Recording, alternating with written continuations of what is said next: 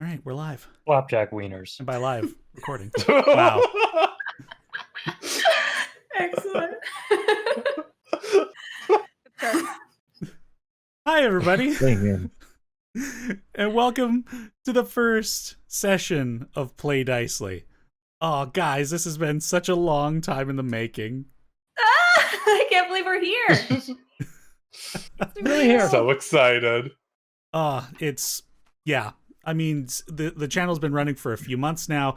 This has all been in development for like a few years. Oh, geez, there's been so many conversations to get this thing going. But so, yeah, welcome everybody. This is super exciting. We're playing a D&D 5e game in a homebrewed setting that I've created called Meadowzon. We're going to be using a lot of house rules and home rules. So D&D, if you're starting D&D for the first time, this is probably not the stream to follow for like rules, because there's a lot that we've changed, because all of us here are experienced players with this system, and we wanted to spice it up to make it new, to make it more interesting for us. So I'll probably get into like a lot of the specifics maybe in like a podcast episode on Speak Dicely, or just make a video about it. But some of the stuff we're going to be using is like bonus actions for potions. We've got a lot of homebrew subclasses, classes. Anthony's going to be a Dragonborn of the new UA that just got released. We've made characters using Take a Flaw, Take a Feat, which is basically get a feat level 1, but also I give you a feat of an anti-feat, essentially. So it makes mechanics a little harder in some instances. Falling to 0 hit points is going to mean exhaustion. There's a condition I've introduced called bleeding out. And in the character creation process, we've used the Ancestry and Culture, an alternative to 5e rules created by Eugene Marshall at Arcanist Press. So thank you, Eugene, for those. And at this point, I'd like to open it up to all my players here to introduce yourselves and like who are the players we're going to be following the stories of. Not your characters, though. Just you. We'll get to the characters once we get in the game. All right. Well, I guess I'll start us off. Hi, I'm Anthony. I'm a professional DM. You can follow me at Anthony the DM on Twitter. I'm, like all of these fine people here, a tabletop enthusiast, and I'm so excited to tell a story with y'all. Hi, my name is Adam. I'm also a tabletop enthusiast. Surprise, surprise. I've been playing RPGs for probably 20 or so years, which makes me feel really old. But yeah, I'm super excited to be to get the chance to play in another one of Denny's games, and looking really forward to it. Hi everyone, I'm Christy. I'm a fantasy and D&D nerd. I have a YouTube channel where I do various nerdy things, as well as on Instagram and Twitter. I don't think I've ever actually played a full Denny campaign, so I'm so excited to start. But Denny introduced me. Well, I guess Logan kind of did, but Denny was the real start. So I'm so excited. Hi, my name is Dallas McKenzie. I'm a voice actor and D&D enthusiast. You can find me on Twitter at Dallisaur, Dallisaur. I forgot how to spell my name there for a second. I got it. I'm very excited to be playing this game. I've also never played a Denny DM'd campaign, but I've played with Denny as a player a couple of times. So I'm very excited to do this with you guys. Hi, I'm Logan.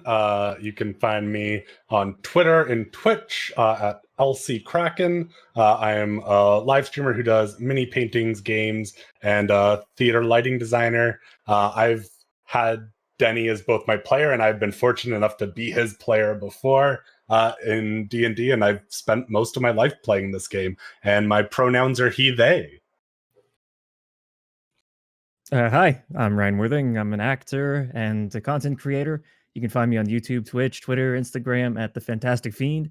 And I've been playing D&D for about 7 years now. And I had the fortune of playing with Denny and being in one of Denny's games for a short time. And it was great. So I'm very excited to see where this goes. And I'm very excited to be playing with all of you as well. This is so, the the reason I've got you guys in here is because like I've played with you all before, or I've DM'd you before. Actually, I don't know if that's true with Anthony actually, but so this is going to be an interesting exploration for the two of us. But you all understand story, and that's what D&D really is. Like, it's collaborative storytelling, and I think not only are we going to be able to have a fun time here as a group, but I think for everybody out there who's going to be joining us, hopefully you become invested in the story we're going to be telling here too, because I'm so excited about these characters you've made, and I think it's going to be a great time. I think we're going to have a lot of fun here. But before we get to it, I just want to thank Tabletop Audio for the music and maybe the sound effects you'll hear today, depending on situations. And a thank you to Nikki DeGuy as well for creating the overlay that you guys see here in the final video. We're going to be recording the first couple of these just because not everybody here has played together. So I just wanted to have a safe environment for everybody to get comfortable, a bit low stakes. But at some point in the future, we're going to be live streaming this. So hopefully you guys enjoy what we've got here for now. And you guys ready to play some D&D? Oh, Yes. Yeah. All right. Yeah. I mean, it's fine. I don't care. It's whatever. Yeah, whatever. Pressure. All right. Before we start, can I just close my blinds because I'm getting reflection? I don't know if you guys can see the shadow. Sure, go behind for me. it. Okay. I'll edit Can't it do out. anything. Oh no, about this Denny. glare. Why not? No worries. It's bouncing off of the portrait that we have on the wall. Oh. Yeah, the cat poster is bouncing off the glass and hitting me right in the face. Classic. It's all right. You look good. Thanks. Yeah, your quality is actually like superb at the moment. Yeah. The light Yeah. Unfortunate for your eyes. Okay. That's what they say, right? Stare directly into the sun. That's So. I right. think so, yeah. It'll go away eventually, because nature and sun setting and all that. Yeah.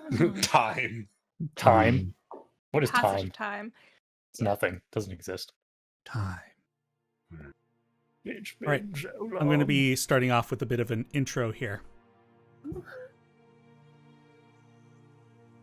So, our story begins in a world called Medozan, in the southeast region of the continent of Sikramund.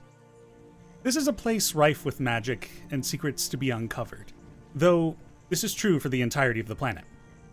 However, the country of eastern Sikramund is also in a state of healing. 300 years ago, an event known as the Desolation occurred. The gods and devils were no longer answering their faithful, and the elves of the country had vanished. This left an opening for an alliance of dragons and their armies, known as the Dracone Conglomerate, to begin sweeping through and conquering eastern Sikramund. After 250 years, the civilizations that had fled underground to escape the Dracon armies were ready to retake their homes. The gods and elves had returned, heroes rose, and battle was won. 50 years later brings us to where we are today. An empire recovering, re-establishing itself, but strides have been made in technology and magic, firearms, rudimentary airships, and studies into new schools of magic. As the people of this country begin to settle back into comfortable lives, there are some who don't have such a luxury. And it is the story of some of these soon-to-be adventurers that we'll be following. Elowyn Woodfallow. The world around you is dark. And then, the sun begins to rise over a horizon that you didn't realize was there. A line of light following the curvature of the land. As you watch the light fight to take over the darkness, you hear a recently familiar voice in your head. Through our agreement, you have been given gifts that will help you on your journey forward. But it will take some time to realize fuller potential. Thankfully, you've been found by some adventurers who are soon to become very important to your journey. Keep them safe, and they are sure to do the same for you. Your friend has been worried about it. You should go reassure them. Awaken, Elowyn. Awaken. So, we find ourselves in a hot environment. Elowyn, your eyes open. You find that your forehead is moist. What? The sky is before your eyes. You're looking upward, but the view is obstructed by 4 individuals who are looking over you with some slight concern. Could I have those 4 individuals introduce what their character looks like, starting with Anthony? So, one of the individuals looking above you is a dragonborn, draconic features to him. You can see these dark blue eyes, very deep in their color. You can see these a bronze kind of scale to him with a slight shine, though not completely iridescent. There's a short snout that has a slight hook upwards, and the head has a gradual slope back. You can see a few ridges along the bridge of the forehead that split outwards into the back. There's 2 short horns that curl up, and a well-kept head of dragon dreadlocks fall behind, some of the locks having bands and beads slid into them. He wears simple tunic, green, with some gold sunburst patterns inlaid into it. And you can see he's holding himself up over top of you with a very long curved-tipped spear. Also standing... Yeah, go for it. Also standing above you, though, seemingly distracted by the others around him, is a Argon folk, a person of dark steel, appearing to be of dark steel skin tone, the face made of geometric shapes and hard features that resemble a death mask, the dark voids of his eyes highlighted by a bright green dot in the center, and 2 rectangular, very expressive eyebrows as he surveys what's around him. You also see a very tall and muscular woman. She's about 6'7". She appears to have predominantly Goliath features, which is pale gray skin and long white hair. It's been braided back in a mohawk style and is short on the sides. She has brown/amber eyes, but they seem almost orange in certain light. And the only indication that she may not be fully Goliath is that her ears are large and pointed like an elf's, and they seem to flush copper at the tips. And there's golden earrings up both ears. She has copper freckles across her face, and a gold ring on her index finger with a symbol engraved on it, and a very simple leather bracelet tied around her wrist, and she seems to be playing with it out of nerves. And the last person you see is a gentleman wearing what appears to be commoner's clothes that have some leather accents, a very fancy hat with a red and blue feather. He is typically fairly pale-skinned, but you can tell that he's been out in the sun a lot. He is covered in freckles and sunburns. His blue eyes stand out very much due to his burned skin. He's holding a tankard of what appears to be water. And he just looks at you with a great deal of concern. And you see that he has at his hip a set of medicinal ingredients. And Dallas, would you like to describe your character as the one who had just woken up? Mm-hmm. So Elowyn is lying on her back. The first thing you would notice about her is that she appears to be 9 years old. She seems to be a mostly human child. Her dark hair was obviously once in a braid, but has come undone and is messy and unruly around her now. Her ears are also slightly tipped, pointed at the ends, but otherwise she looks like a fairly unremarkable 9-year-old human child. So, Elowyn, as you kind of sit up from this laid down position, you take a look around to see where you are, and you're next to what you know is the Etoile Oasis, which isn't far from the city of Starcross. You know this because you've passed by here before.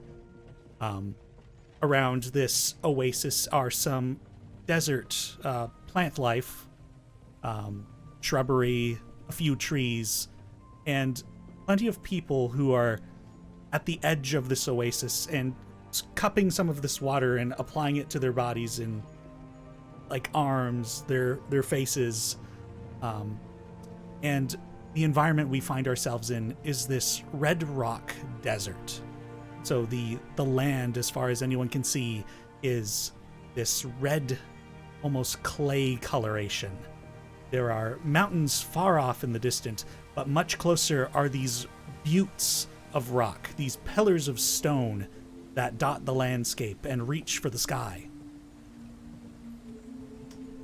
You find yourselves with, Elowyn, you find yourself with 4 strangers. What do you do?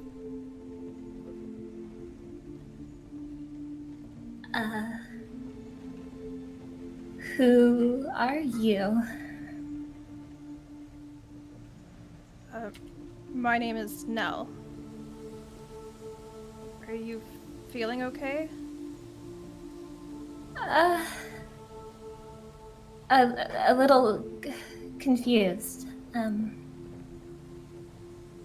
We're We found you out in the desert, alone, by yourself. Where are your parents? my parents are dead. Oh, I'm sorry. It's Sorry to fine. hear that. No, it's fine. I need to get to Starcross. Well, we're right outside. We're on the way ourselves.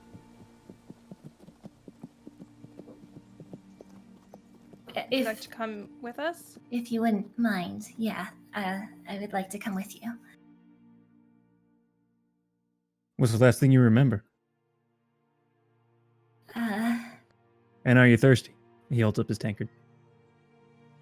Yeah, actually, water would be great. Yes. Here. Yeah. You do find that you feel like a long time has passed and your mouth is just dry and parched. Absolutely. So she'll take the tankard and drink to avoid answering your other question.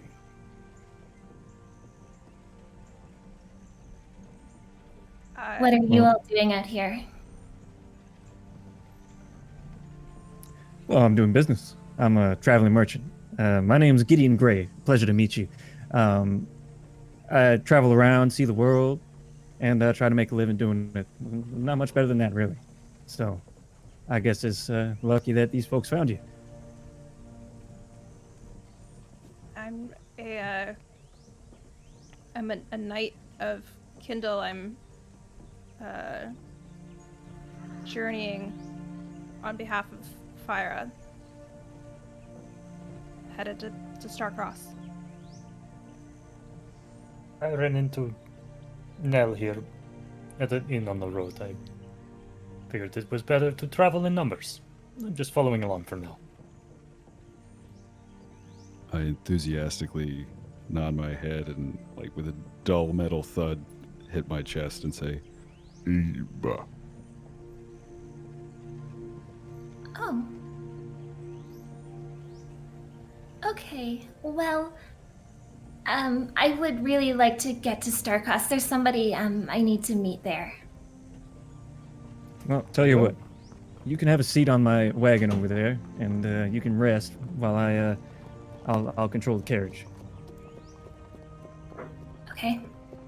So, looking to the nearby road, you do find that there is a... how many horses do you have, Gideon? Was it 1 or 2? The 1 horse. You've got this covered wagon and a kind of like a very simple carriage seating at the front and just pulled by the 1 horse. What can you tell us about the horse, Gideon? She is a beautiful white horse with a majestic silvered mane and Silvertail, and her name is Hildy. And I treat her very well. So you'll see that she's well fed, well built, strong horse. And upon approaching, you'll see that I'll pat her on the nose and say, "Gonna be a little extra weight today, there, Hildy. Hope you don't mind." Hildy, after having carried a little bit of Abe for some time, probably isn't going to mind the change of pace between the large metal man and the child, so to say. So you all begin heading towards Starcross. So, keeping as this unit that is just decided to stick together for now at least, the city of Starcross is about 10 minutes away, and you begin your trek to the city. This is known as the City of the Starborn. Starcross is a rather large city considering it's only existed for about the past 40 years. From the sky, the city might look like a piece of mosaic art with buildings of various hues of orange and red due to the adobe coloration of the buildings and the walls that rise 20 feet on what borders the city. There are pieces of fabric that hang from these walls. You can see different colors of the rainbow fluttering in the wind, whatever breeze jostles them. And as you're making your way into this city, you all find that the road is quite busy. Elowyn, you recognize that it's definitely gotten busier since you were last here. There are people that are clearly visitors to this city. There are wagons, there are clothing that doesn't quite match the environment, the very warm environment that you're in. And plenty of these people are carrying small, colorful flags, kind of matching those rainbow pieces of cloth hanging from the walls, making it look as if it were a sea of sailing ships upon a sea of people. As you guys get into the city proper, it's much less busy once you get past the main gate there. It seems everyone was just kind of crowding around the entrance. Continuing into... Was there anything I could see that was going on around that entrance? It seemed it was a lot of people kind of making their... kind of getting themselves situated, you know, people with wagons, horses, kind of figuring out where they should leave things, and it seems that there is an influx of visitors to this city. I think Nell will say to Gideon, have you you travel a lot, right? Have you been here before? I sure have. Okay, What would you like to know about the place? You've been here before? No, my brother was here. He helped build the walls, but this is my first time traveling. I don't really even know what to ask about other cities. I guess should we go to like an inn or something? Yeah, they'll have one of those here. Okay. Can you afford it? I hope so. Well, here. Gideon will reach into his pouch and he'll toss you a gold piece. That should cover you for a few days. Great. I'll just open up my pouch that has like 9 pieces of gold in it and just add it. Thank you. Put it back in my put it back in my pouch. So, as you all begin walking into the city a bit further past the main gate, you were coming in from the east entrance, and as I mentioned, the city inside seems to be much less busy at the moment. But all those people on the outside waiting to get in are sure to make the place feel a bit more full. You follow the main road toward the heart of the city, passing by many cube-like houses and storefronts with small open windows and doors covered by pieces of cloth that hang down in place of a door. The city eventually opens up from this tight roadway back into a very open area. It's clearly a market. Vendor booths are set up or are in the process of being set up, and the buildings around the area face towards the center. There are a few businesses and what seems to be an inn. And also a temporary stage is being built in this area. But the crowning jewel of the heart of this city is at the center of this market, there is a majestic fountain made of a cream-colored marble and rose-colored veins running through it. It depicts a tiefling warrior with short horns and feathery wings sprouting from their back, surrounded by smaller statues of people riding pegasi, or winged horses. This figure points towards the sky with a trident ahead of him, and from his mouth, a fountain of water erupts into the air, and it seems people in the market approach the fountain with cups and buckets, and they're able to drink this fresh water. Truly is a miracle within the middle of I'll just, Drac has never seen a fountain before, so he's like going up to this thing and like, what sorcery is this? How did the water go? What? I think I'll point to the figure and lean over to Gideon and be like, "Who is that?" Well, I spent a lot of time here, but unfortunately, I didn't get to learn too much about the locals. I was too busy selling stuff. Would you like to make the first roll of the game, Gideon, with a history check? Yes, as I try to figure out what I'm going to tell this person, that is what I start with. I will roll a history check. There it is. Yeah. Oop, there you go. First roll of the game, and we've got ourselves a 4. He says, It's he an says all that, and he omen. goes, "Well, truth be told, I don't know. Not the right person to ask that question." How many times do you think you've been to this city, Gideon? Probably like two times. Yeah. 2-3 times. Would I know? You know what, Ellen? We'll have you roll a check as well.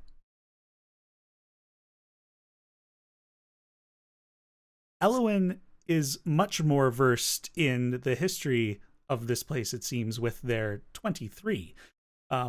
So, Elowyn, what you know about the figure that this fountain depicts is their name was Alabaster Shanks. They were one of the heroes that fought at what was called the Battle of Brol Bar, or the Battle of Ascension. And it's essentially the battle that took place against the Draconic armies 50 years ago to retake the surface. This tiefling was part of what was known as the High Riders of Lodothram. He flew with these Pegasi warriors and protected the king of Lodothram.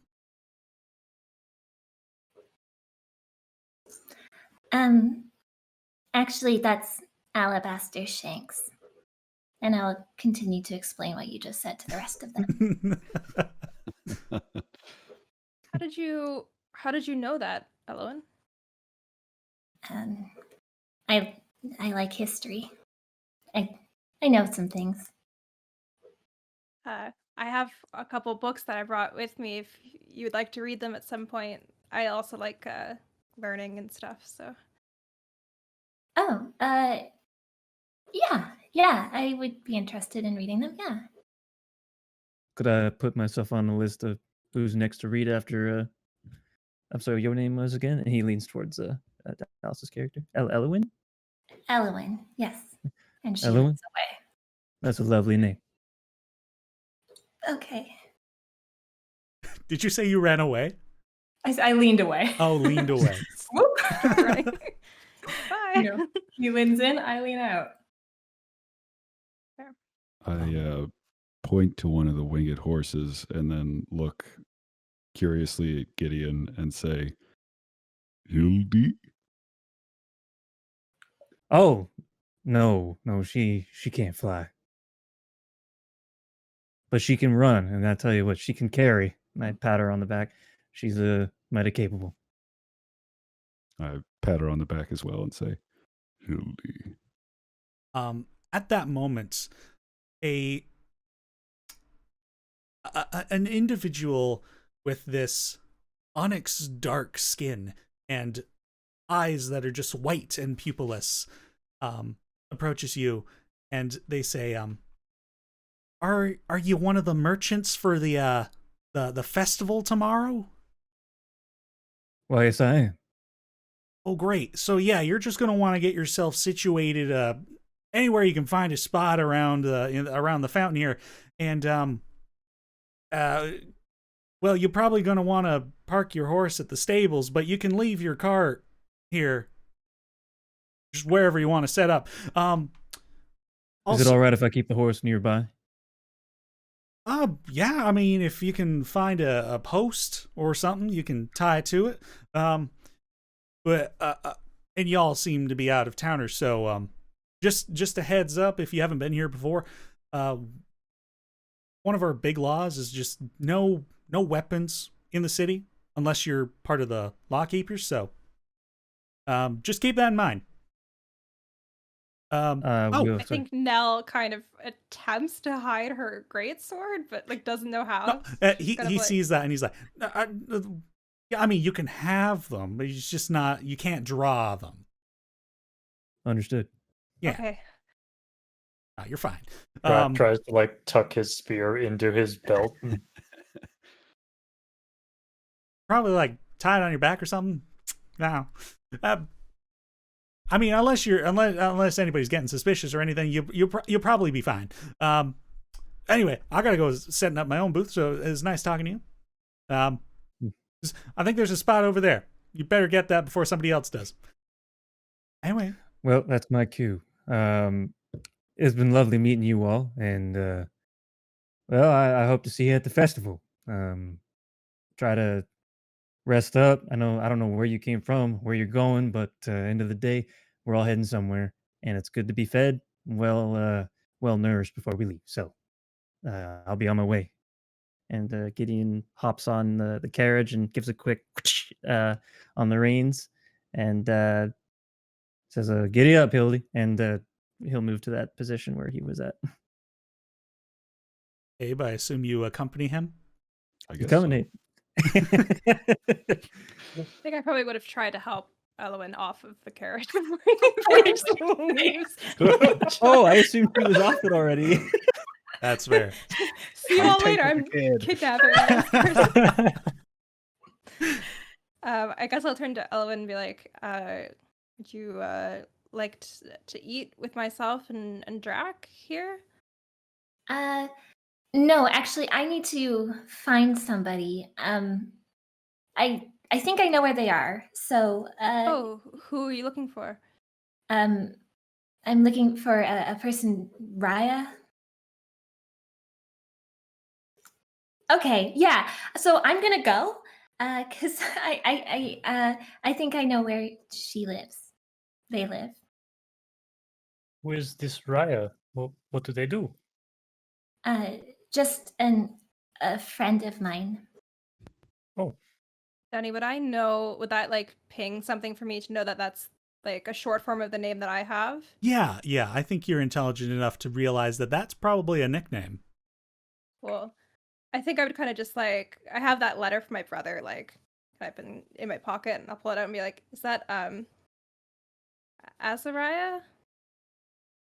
Yes. How do you know that? They worked with my brother. I also came to Starcross to look for them. Oh. Well, I suppose I can take you to them then, if that's who you're looking for. I don't want to intrude if they're a friend of yours. They don't know me, so. But They're pretty nice. okay, I'm sure it'll be okay. That would be great then. So around this time, a lot of the merchants have finished setting up, including one Gideon Gray and Abe. And the marketplace is it's beginning to bustle. A lot of the people that were gathered out at the front entrances have begun to filter into the city. And it seems that there's a lot of excitement. There's a lot of people out and about, shopping around, out here for a good time. Elowyn, you do tend to know where Azariah would be located. They're either teaching or they're probably out in the gardens somewhere, out in the fields, or the botanical garden, which is one of the big features of this city. So, which one would you like to try? Well, sure. Let's go to the botanical gardens, I suppose, first. What Right. is a botanical garden? A garden with a lot of flowers. Botany. Oh, beautiful. Let's go. Let us go. So, the three of you leave through the northern part of this market square, and it's not terribly far by any means. You pass through some buildings, and you notice a lot of the architecture here is, instead of individual houses, these are kind of blocks of houses with connected walls. They're all shared, and there are even some levels, ladders leading up to more of these cubes of adobe houses. And as you get to a quieter part of the town, though not terribly so, you find a large, though not as large as the main one, but there is another fountain here that people are getting water from. And past that is an oblong shaped building made entirely of glass, and you can see through it that there is greenery growing within, almost touching the ceiling of this 15-foot tall, no, it's probably much bigger than that, let's say 25-foot tall glass building. This is incredible. How does this I agree. happen? I have to assume it's man-made somehow. I've never seen anything like it. Yes. Starcross has some beautiful scenery. Can we go inside? Yeah, it seems that at there's a front entrance, and you know, Elowyn, that there is also a back exit. And similar to other buildings in this town, it's just got a cloth kind of in front of the door, and there's a person stationed next to it. And you know you could just walk in. They're just kind of there as a town watch, so to say. And I'm assuming then you enter. Sure. The three of you enter into this building, and the humidity hits you immediately. It is just, the air is heat and water, and Rack hates this so much. and the air smells of pollen and plant life and greenery. And Azariah, would you care to describe the character that they find within the walls of this glass building? Yes. So when you walk into this glass building, you see a fairly slender, they almost look like an elf. But as you look at their skin, it's quite a dark brown. And around their hands and legs, their pants are kind of cut off like a pair of capris, maybe even a little shorter. It seems like their arms and legs have like a barky substance with vines kind of growing in them. There's little like flowers that have bloomed kind of all over in bright reds and violets. They have quite dark hair. It looks black, but as you get closer, there's flecks of green as the light catches in it. And in their hair, similar vines have kind of... It's hard to tell where one begins and one ends, but those same flowers kind of adorn their hair. They're just wearing fairly modest clothing and a nice olive green, and have the small kind of cloak over their shoulders made of leaves from plants that they have found and stuff. And they're sitting there. They have a little brewer's kit and have made themselves a little cup of tea and are having a conversation with the plants. Raya. Oh, Elowyn. I was so worried. You were gone quite a long time. How long was I gone? I think a few days. Maybe even a little longer. Maybe close to a week. Oh. Okay. Would you like a cup of tea? Yes, please. And Raya starts pouring one and seeing the other two people. Oh, and who are you two? Oh, I'm Nell. I think you know my brother Finn. Yeah. It was quite a long while ago since I've seen him. Yeah, he's moved on his journey, but he mentioned you, and I don't know anyone else in the city, so. I'm Dracul. This is a beautiful place you have here. Azariah, it was? Yes. This is incredible. How did you accomplish such a thing? Well, this wasn't just me. I just helped out. But if you know how to coax and talk to the plants and stuff, work's able to happen to make life grow anywhere. Can I offer both of you a cup of tea? Yeah, I would love some tea. I think. Are you sitting on the ground? Or are you? Yeah, I'm just like sitting by some plants. I'm probably covered in dirt too. And I have like a little watering can. I've just been with these plants. But yeah, I pour everyone out a nice black tea, offer it around to the group. I think Nell just like plunks herself down, makes herself real comfortable on the ground next to you. Thank you. As you Jack all stands. Oh, go ahead. That's all. I'm just saying I'm standing. As you all take the moment to enjoy some tea, you take in the botanical garden around. It's just so amazing to see greenery in the middle of such a hostile environment. There are flowers blooming in so many different colors.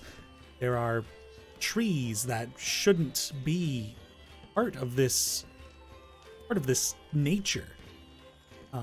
And yet, here you find this flora. Do I see anything that reminds me of home? Well, not much grows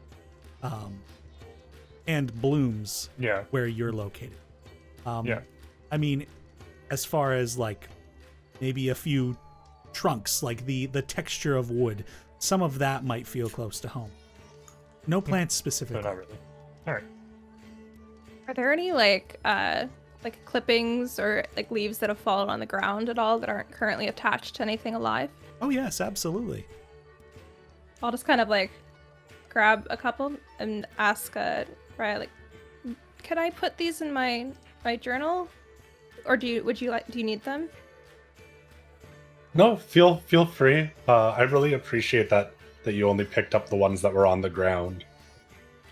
It seems like you've done a lot of work, and I wouldn't want to do anything. And if you talk to them, then I feel like if I took one, you would hear it scream or something, and I wouldn't want to do that. So. I mean, that's really considerate. Well,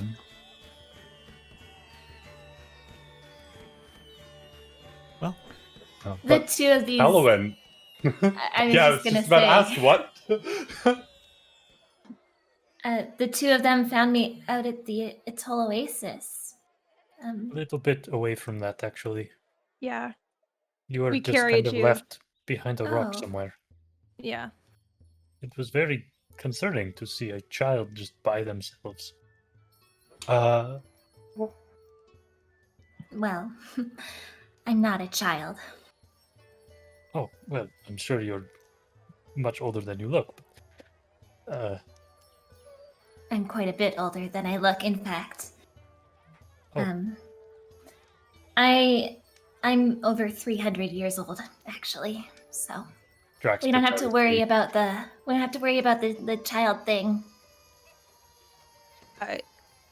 Sorry if this is forward. I just wonder, are you also partly elvish like myself? Because I know that the people on my father's side have longer lives. Yes, I am. My mother's an elf. Was an elf. Forgive me. I know, however, that my that side of the family typically at 300 would look a bit more adult. So, Yeah, yeah, they would.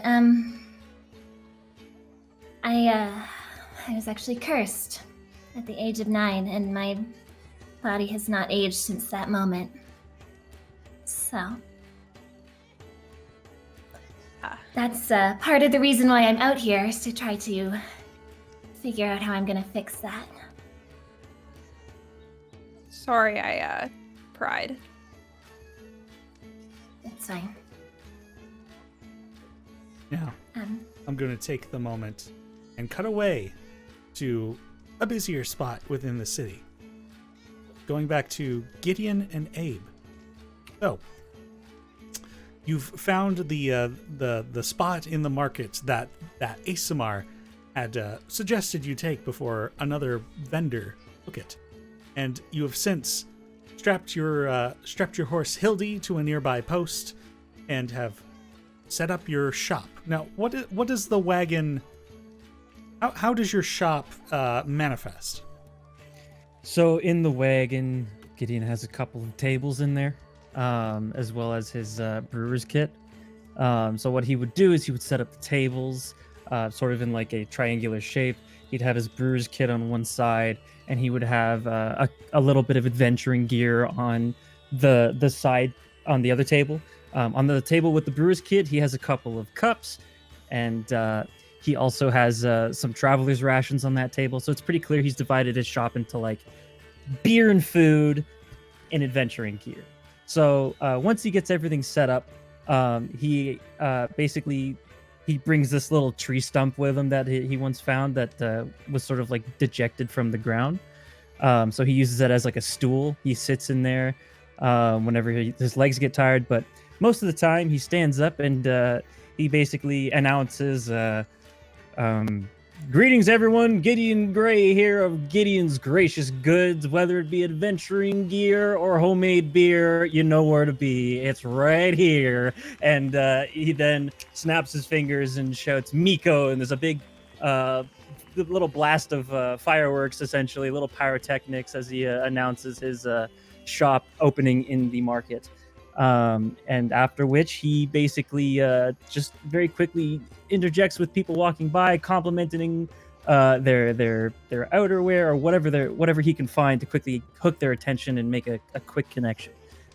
So he's very, very on his feet and very between multiple people that walk by, even if they're not customers. Fantastic. Yeah, quite a few people as you're doing this spiel and these pitches. And some people are taking to the compliments and they're walking over and like asking about what is it you're selling and what can they expect? Well, my friend, if you'd like to have a drink over it, I'd be happy to talk to you about it. And for what? You know what? I'll give you a free sample. And Gideon will pour a quick little sample into the small little bowl that he will provide. And he says, well, I've been traveling the fine province of Sycamore for a while now. And, well, I've stopped in many, many towns, and me myself being from Balesville, I want to bring the fun and loving and friendly cheer and shall we say, providing nature of that lovely little town to the other towns of this world. And well, I also want to see the world, so I get to travel, I get to meet people, I get to see the world, and I get to make a tiny bit of money while I do. And quite frankly, that's sort of my outlook. What's better than that? Can I have you make a persuasion check with advantage? Yes, please. I'll just do the check twice. Sure. There it is. Oh, that's one. Got a 12 on the first roll. And a critical on the second. We got a 24. First critical, let's go. So, Gideon, as you're kind of talking to these people, they just feel this great sense of hospitality from you. So you're talking to one person, that becomes two people. One person just comes up and is just like listening to your story, like what your goal is, and just moved. And just like 5 or 6 people come up, and they're just here to listen now. And can I have you roll 1d6 for me?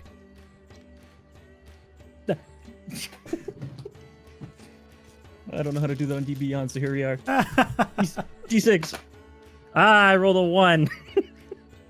So these people like really appreciated like listening to you and getting to see what you're about.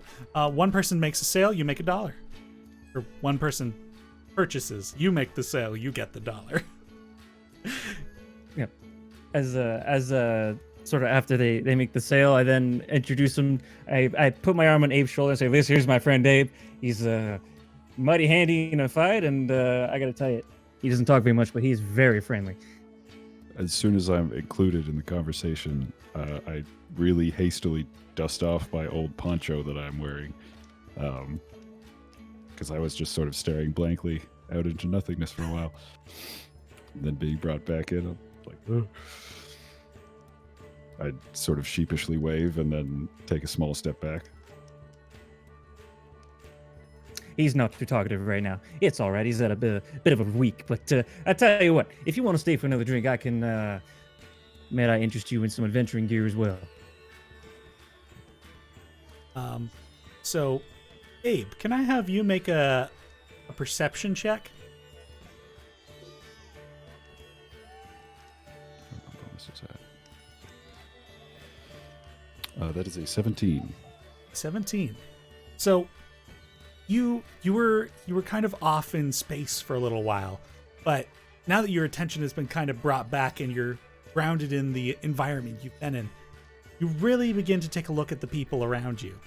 And there are many individuals who are similar to the person that kind of pointed out this spot to you. There are these people of onyx skin and pale eyes, but then there's the inverse of them, where they have like this pale complexion and blacked eyes. It's so strange within these few days of consciousness you've had to see such a diversity of people. And then there are others who have horns that curl and spike out of their heads and tails. And then there are many people that remind you of yourself.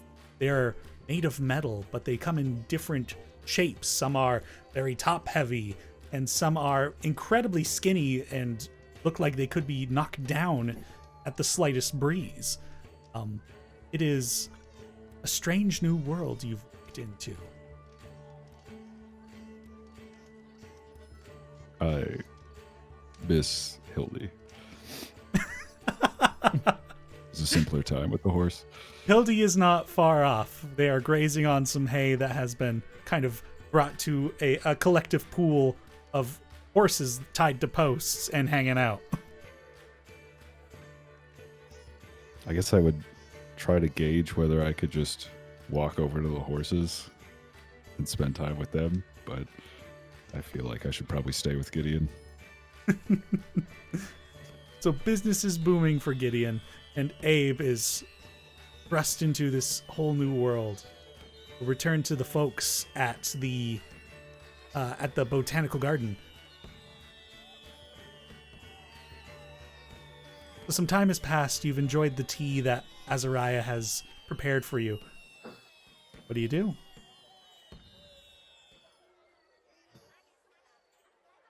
Well, Nell, you said this is your first time in town, correct? Yeah, that's right. This is my first time traveling, actually. So this is probably one of the bigger cities that I've been in. Kind of cool. Oh. Well, there's we're getting ready for a celebration and stuff. If you want, I can show you around. Oh, yes, please. I would really love that. Do I know what they're celebrating? No, I don't believe you would have, but... Cool. What is the festival for? It's It's called the Rainbow Celebration. It's our celebration of life in water, and kind of as it's just before we reach the summer solstice. Is that why there's all the flags everywhere? They're very pretty. Yeah, quite a colorful time. So when did you guys meet? You and Elowyn? Elowyn's my oldest friend. Are you also 300 years old? A little older than that. Oh. Yeah, around, I think I just passed my 550th birthday a little while ago. Oh, you're older than my dad. Oh! I didn't mean that in like a rude way. I just like... It's fine. There's few who I think live as long as myself and my family. Yeah. Your family specifically? Yeah. What are you... Try not to say this in a really rude way. Because I was about to say, what are you? Say, what makes your family so blessed with long life? A few folks have blood of dryads coursing through their family. My mother was a dryad. It's very, very uncommon. Yeah, so I mean, I know a little bit about that. And she kind of points to her eyes a little bit and be like, my family is descended from Fyra, so. Yeah, and Azariah, you would know a little bit about that because their Nell's sibling Finn, who they kind of alluded to before, had kind of given you the spiel when they were here helping build the walls of the city. mm-hmm. For the sake of the listener, the goddess Fyra is a god of hospitality and hope, and many of their faithful are paladins who go out into the land and kind of spread the hope by doing good deeds. And that's just based on what I'm assuming Azariah's natural religion skill is. Quite proficient in that. Yeah, I had a feeling.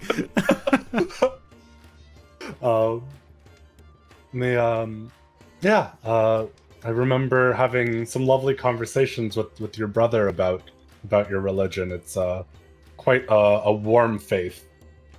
Yes. We love a hearth. So.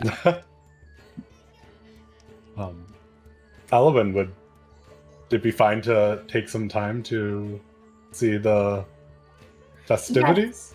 Yes. At some point, though, I would love to talk to you alone. Of course. We can find some time, maybe later in the afternoon or evening. Sure. Okay.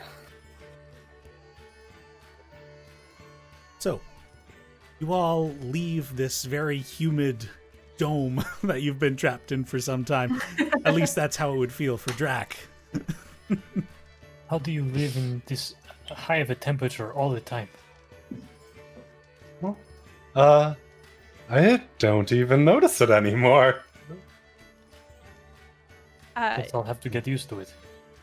Drac is from the mountains, I think, so it's a little different for him. I'm used to wearing furs and warmer clothing. I'm sweating through my tunic. I can't even sweat. I'm a lizard. The moment you step back outside, it's, despite being in the middle of a desert, just the fact that there's a breeze and it's not humid anymore is just such a relief. I down my water skin. Thankfully, there's a nearby fountain. Yeah, I think Nell would fill her canteen up with the fountain water and take a sip. She's really curious about it. So, drinking from the fountains, they're constantly spilling forth water. There are smaller fountains scattered around the city that are much less extravagant than the fountain in the square, and the water just kind of arcs and falls into a basin. There's a drain, and where it goes after that, hard to say. But the taste of the water is very neutral. It's like it's not been affected by, or at least not affected much by the minerals of the land. It's almost as if it had come from a very pure source. This water is so clean. I don't know how to describe it. Azariah, do you know anything about this? Yes, actually. To found this settlement and stuff in an area where there isn't a lot of natural water, or as the oasis nearby, very sulfury. Yes, it stank quite badly. Yeah, it is what it is. We had brought a decanter of endless water with us, and that kind of keeps everything going.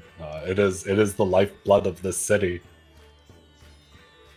I think you notice that Nell kind of like reaches into her bag and pulls out like a little book and starts flipping through it, being like, "Sorry, you said a decanter of endless water?" That is not possible. Yes. There's no such thing as endless water. What is that? It is a quite unique magic item, and it is in fact endless water. Did you say you brought it? Well, me and the original kind of group that had come here, I had come with the university as a scholar, and I'm quite good at getting the plant life to take root in places. It's led to a lot of traveling. Now, University. What is this university you speak of? Go ahead and pursue that first.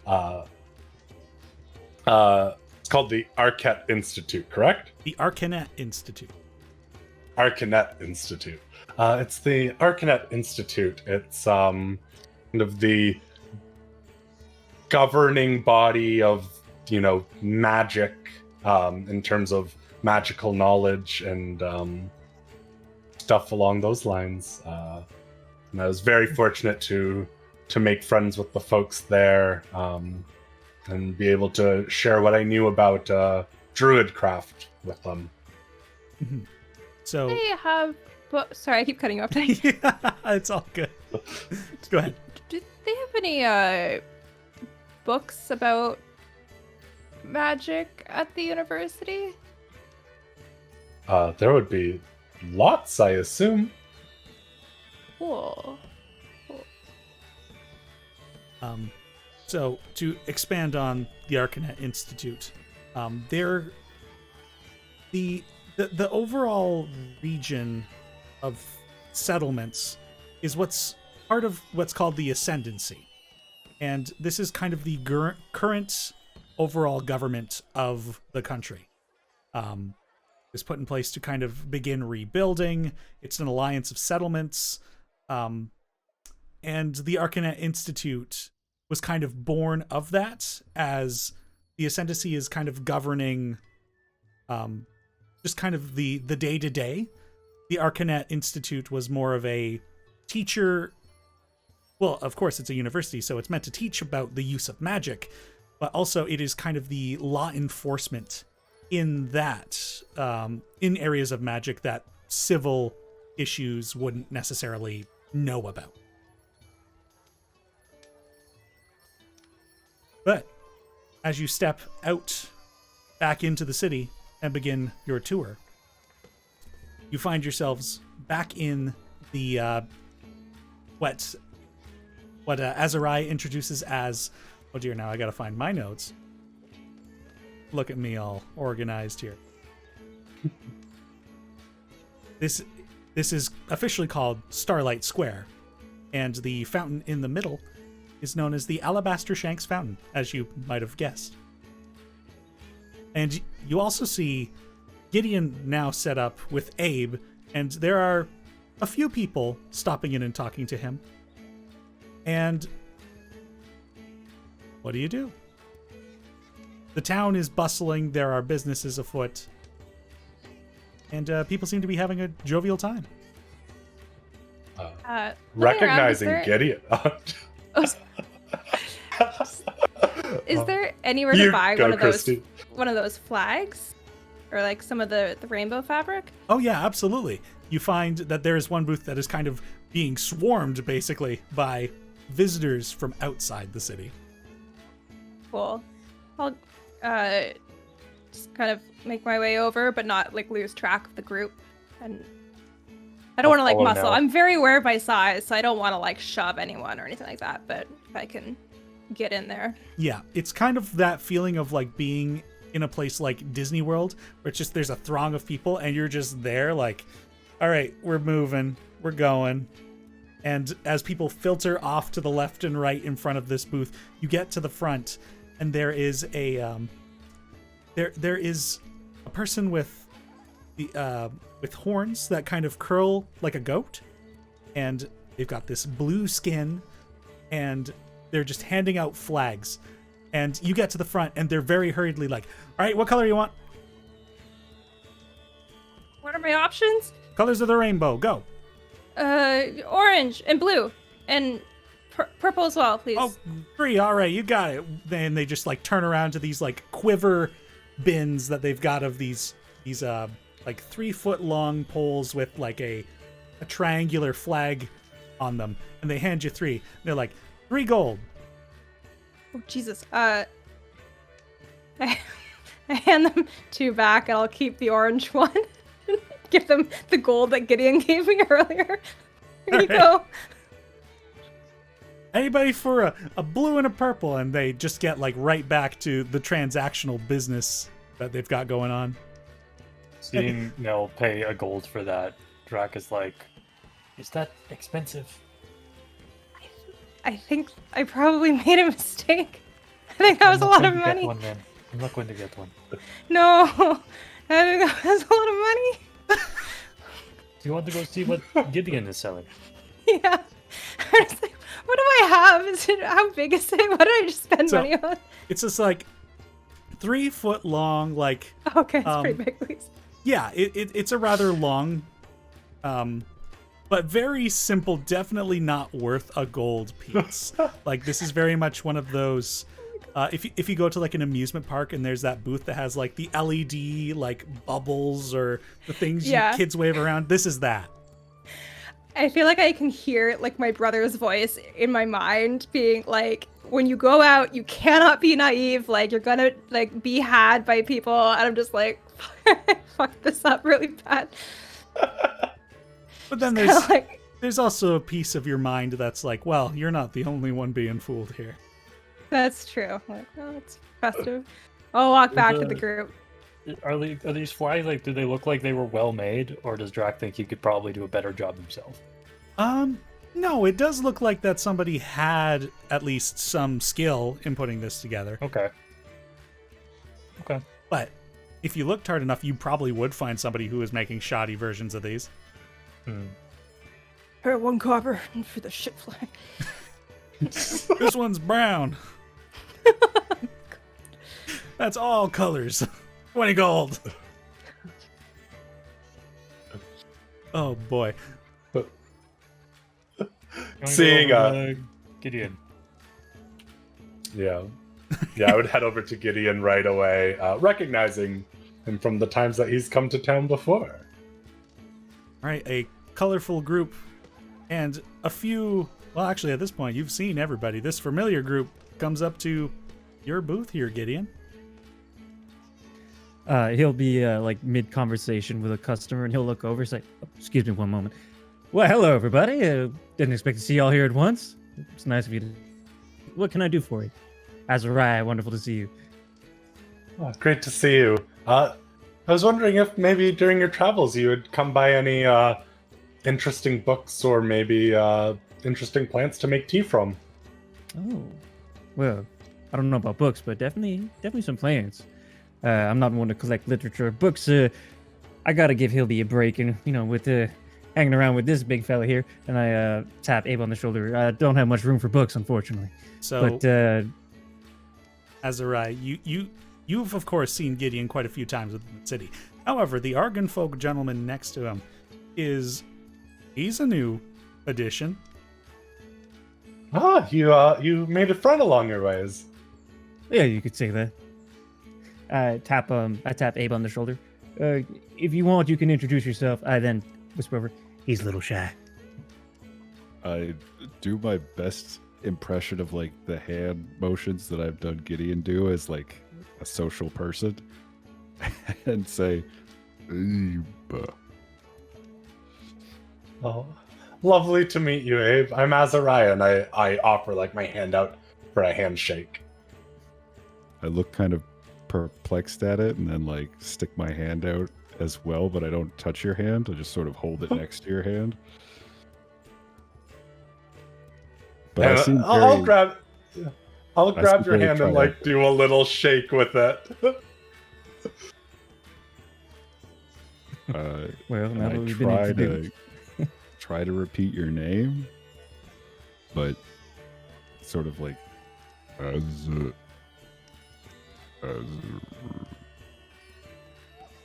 Azza's fine.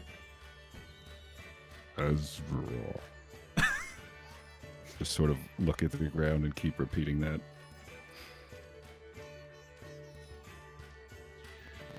He's friendly, I promise you. He seems it.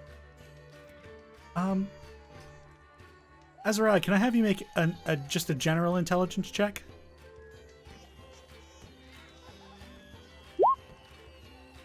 $21. Something that immediately strikes you about Abe is, he is Argon folk, but he's clearly not been around here for very long. At least you've never seen him in the city. And something that stands out about him is many of the Argon folk that you've interacted with, there are some commonalities between them in that they usually have these voids for eyes and then a pin of light within them. And those eyes are usually yellow, blue, or purple. Never before have you seen an Argon folk with green eyes. Just lock that in my brain. And in fact, since I'm bringing up some oddities, Drac himself, being a metallic dragonborn, is also something you have not seen in quite some time.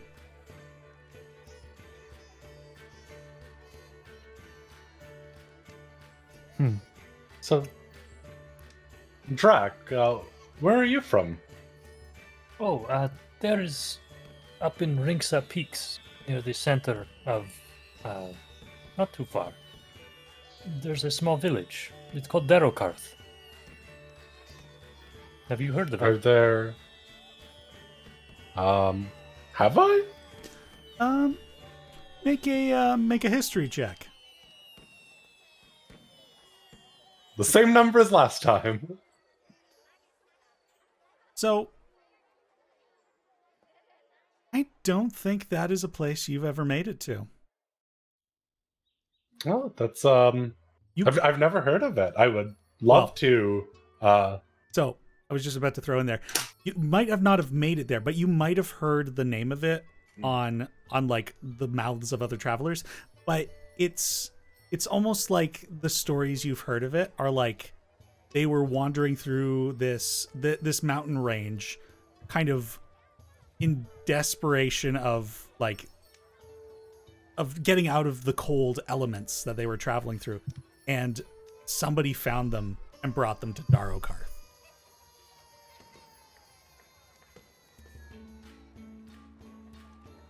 I'm like keeping notes of everything that the character learns. It is a nestled village in the mountains.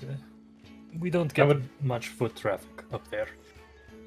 I would love to hear about it sometime if you care to share. I would love to share. Nobody other than Nell has asked me anything. People seem a little harsh towards me for some reason. Yeah, people are quite unkind sometimes. It makes me sad. Me too. Meanwhile, Gideon, these people are just getting to know each other in front of your booth. Yeah, I was gonna say the moment the conversation steered away from him, he was immediately back to that customer and was conducting business as usual. I will politely wait for another moment when Gideon is done with the customer. I won't try to interject. Fair enough. Christy, you had a question?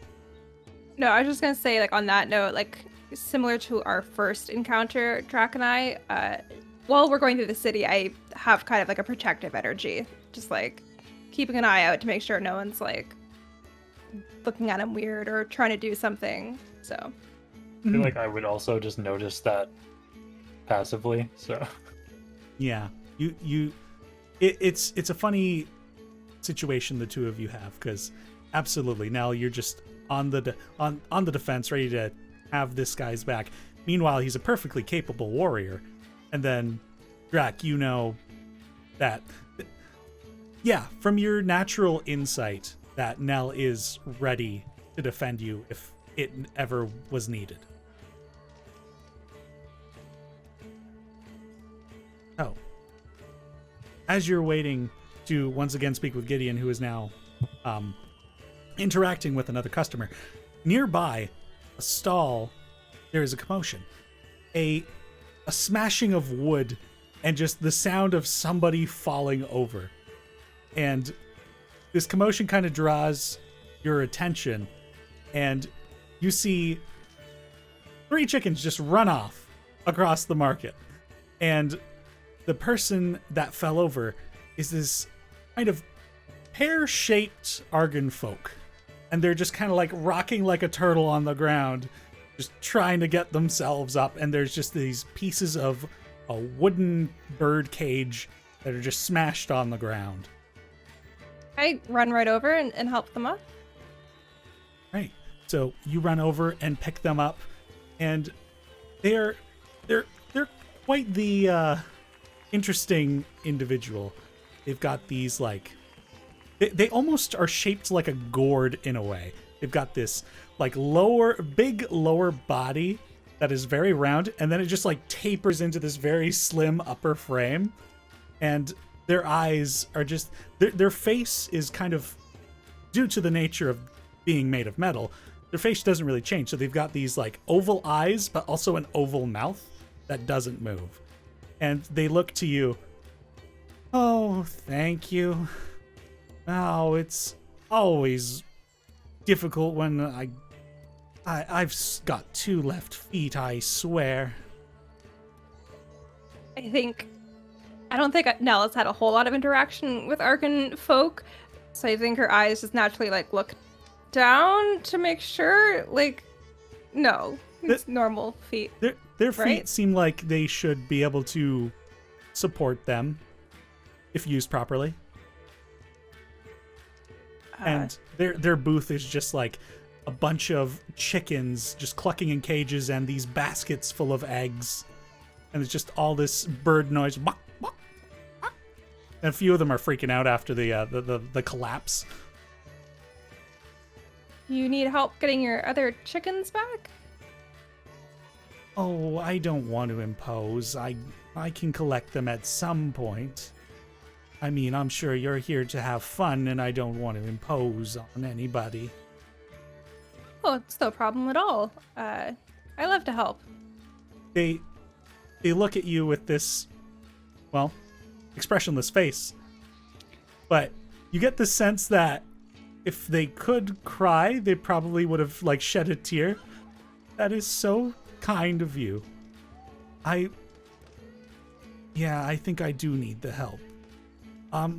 If you can do that for me, I'll repair the cage, and I'll see how I can repay you. Sure. Okay. I guess I don't really know. I probably haven't really looked for chickens before, so I'm probably just like looking around the market. So, the rest of the group, you kind of gauged this situation and saw Nell help this person.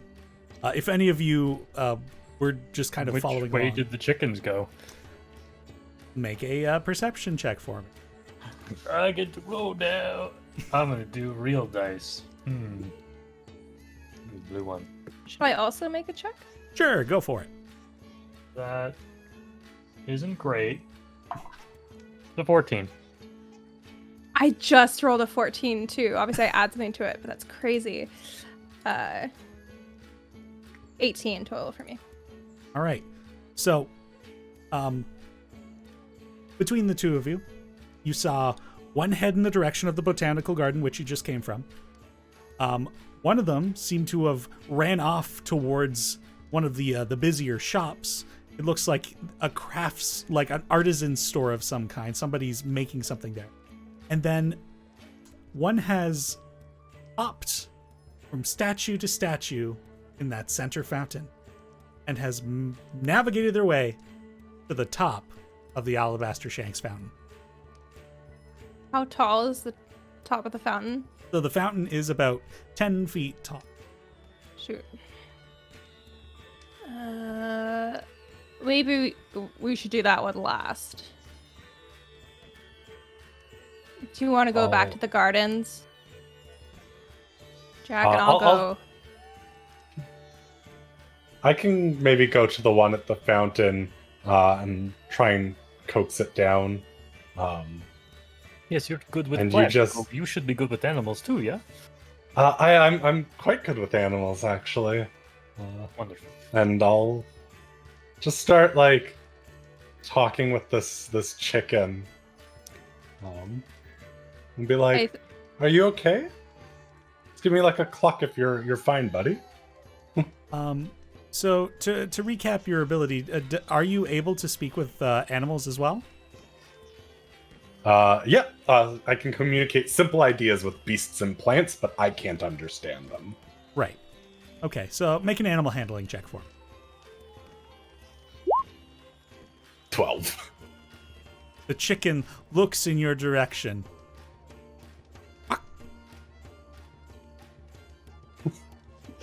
Oh no, I can't tell if you're just confused, friend, or you are fine. Would you like some dried berries? You know, like pull out a ration of like some dried fruit. And it navigates further up the statue. It had been on his head. It's made its way to the top of the trident. And it's just kind of hopping in a circle and just looking out. And you get the sense that this chicken is just inspired by the world. It is out on an adventure, and it is not ready to go home. I'm gonna return to the Argon folk and relay this to him. I was like, how much is that chicken? Like, how much are you selling them for? That chicken really does not want to come back. It wants to be free, and I'm not going to catch it. I feel bad. It wants to travel the world, I think. Oh no. I just thinking back to like episodes about NPCs of the podcast being like the players get attached to really stupid characters. This chicken is now our mascot. It's the chicken. We're bringing this thing with us everywhere. Oh Absolutely. yeah.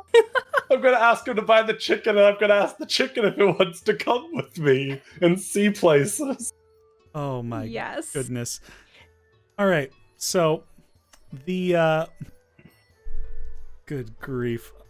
All right. So the Argon folk says, well, I guess that just kind of saves me having to catch that one then. It's usually about 4 copper pieces. I'll give him a whole silver. Oh my goodness. Wait, you said it's... Could we just buy all the chicken?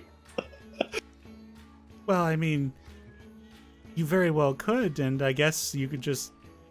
Well, I mean, somebody should probably catch them at some point.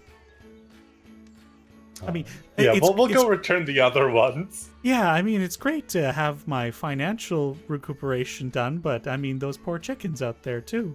I think like Nell would have already been on the way to the shop if she saw that Rye was handling the fountain one. All right. Elowyn, do you want to come with me to get the other one, or do you want to stay here? Sure, I'll come with you. Great. I feel like you know this place better than I do, so. Yeah, I guess that's true. All right. Botanical Gardens were, well, This you- way. Yeah. Elowyn and Drac begin heading off to the botanical gardens to retrieve the second chicken. And I think this is where we're going to take a break, as we're now on a flown the coop situation. So we'll continue resolving this after we get a chance to get some water and relieve ourselves. Hopefully everybody's had a good time so far. This is very Oh, similar. yeah. I love those. 3 chicken friends. Oh, Oh, I'm totally becoming this chicken's friend. It's my pet. So excited. Immediately off the rails. remember last campaign when you had an owl familiar? Now it's a chicken. And I'm going to forget about this chicken all the time. No. I forgot about that poor owl that I spent a whole session trying to get. Oh, all right. We'll see everybody in a bit.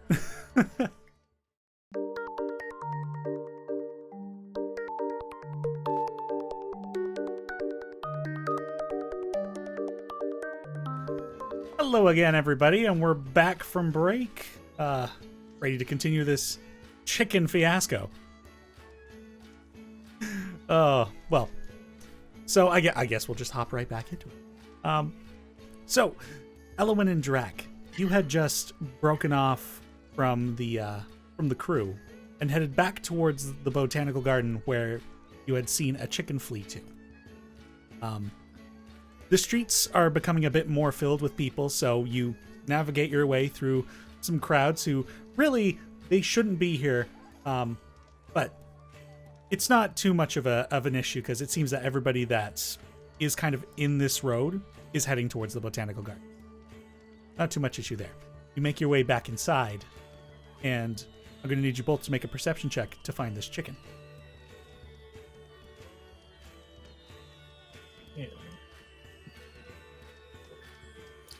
I have a 10 here. 13. All right. So the botanical garden has filled up a bit more with people since you guys were in here a few minutes ago. And so you're looking around and you're searching through the plants, lifting up large leaves, looking up in trees, and with the amount of people in here, it's just a bit more distracting, and you don't find the chicken right away. But eventually, after a few minutes of searching, you find a human walking out the door with a chicken under their arm. And out the cloth they go.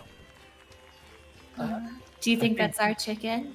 That's most likely that is our chicken, yes. Excuse me. Excuse me. And We'll take after them. as you rush out the door and go after this person, I'm going to need you to make another perception check. Jeez. It's not my forte, really. 15? 14. All right. So, as you get out just quickly enough, you basically are softly barging through people to get out of this place. And you get out and you clock the person, and they're making their way back towards Central Market. And as you call out to them, they stop, and like a large group of people turn around and look at you. Oh, just the one with the chicken. Apologies, everybody. Everybody kind of continues on in the directions they're going. They're kind of staring at you as they go by. And the person with the chicken, yeah, what do you want? Apologies, sir, madam. It is a They- gentleman, and they've kind of got this like balding side comb going on. Ugh. We were sent by the person who owns that chicken. They would like to have it back. It ran off. We just would like to take it back to them. Picks the chicken up, looks at it in the face. I don't see no name tag on it. Well, the person who owns it is just in the main square. You're heading that way, so maybe we'll just bring you and we'll show you who owns the chicken, and you can return it to them, no problem. You know what? I think something else that I kind of like is the Finders Keepers law. You familiar with that one? I look at Elowyn. Is that a law in this place? Not a real law. No. I think he's just saying that he wants to keep the chicken. But it's not his chicken. It is now. But it's not, though. Well, you see here, the Finders Keepers law is like this. I found it. I'm keeping it. Nobody was watching it. Speech, Elowyn, is that something that people say here? That guy's saying it. I don't like this guy. Well, I mean, what are we gonna do about it? Sir, I do recommend that you return the chicken to its rightful owner. It is the right thing to do. I'll have you make a persuasion check. Perfect. Ha ha ha. That's an 8. That's me.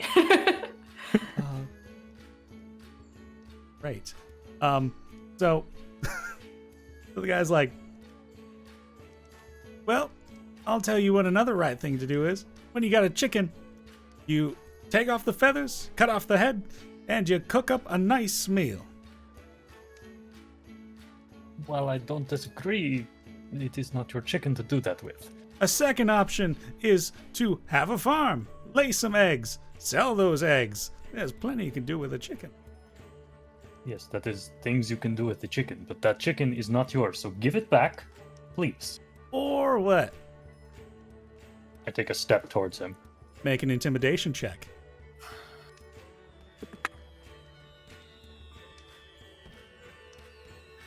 Three. As you take the step forward, he raises the chicken over his head, turns around, and books it. Activate or die. And you hear... Okay, let's run after this guy. You hear him as he's running off. Catch me if you can, chicken man. All right. A little bit of smoke comes out of Drax's nose. All right. I'm going to need the pair of you to make... let's make this...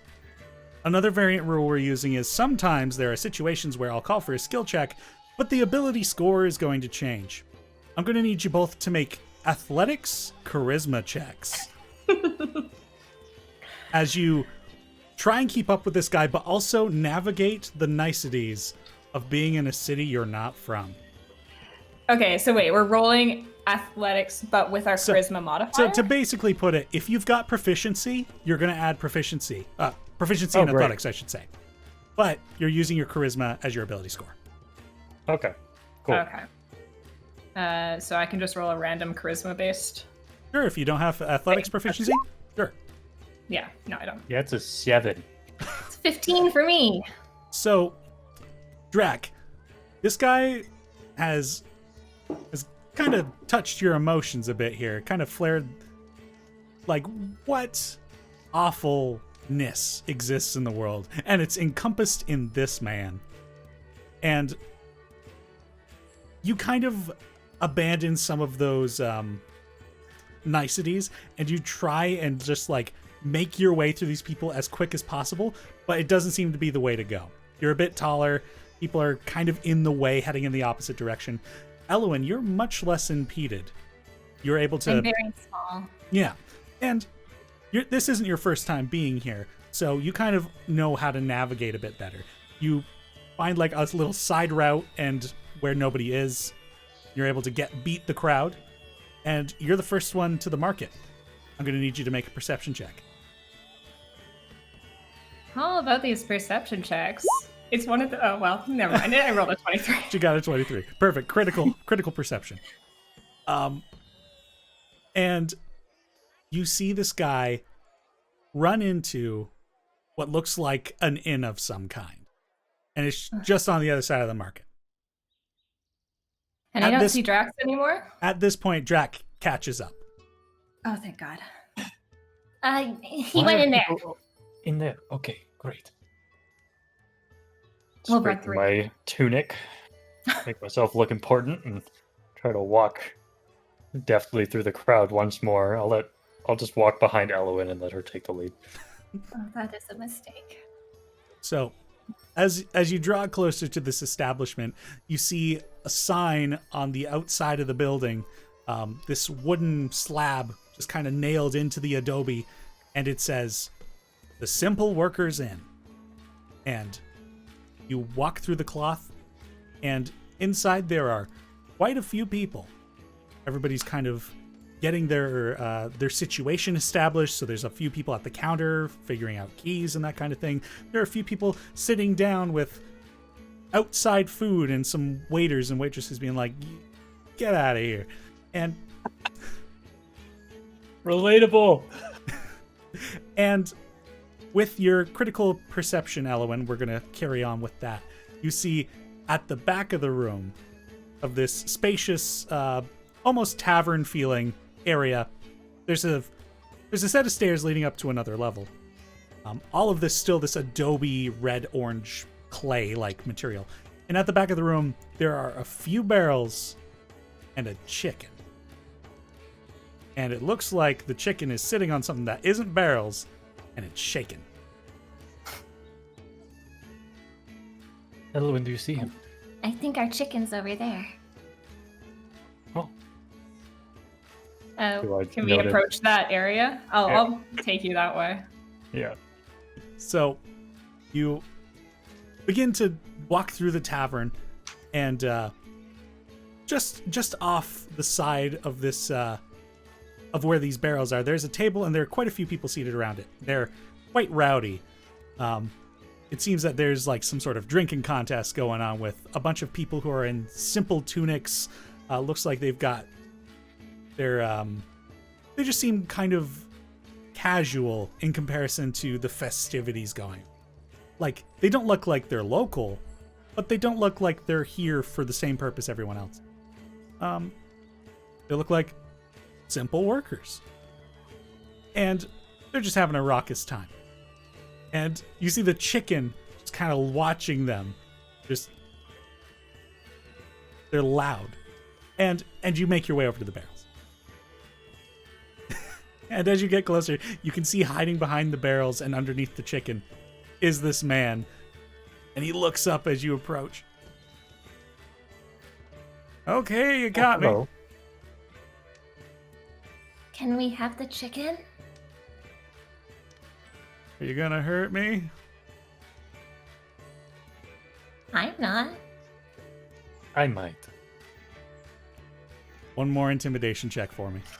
Oh, fuck you.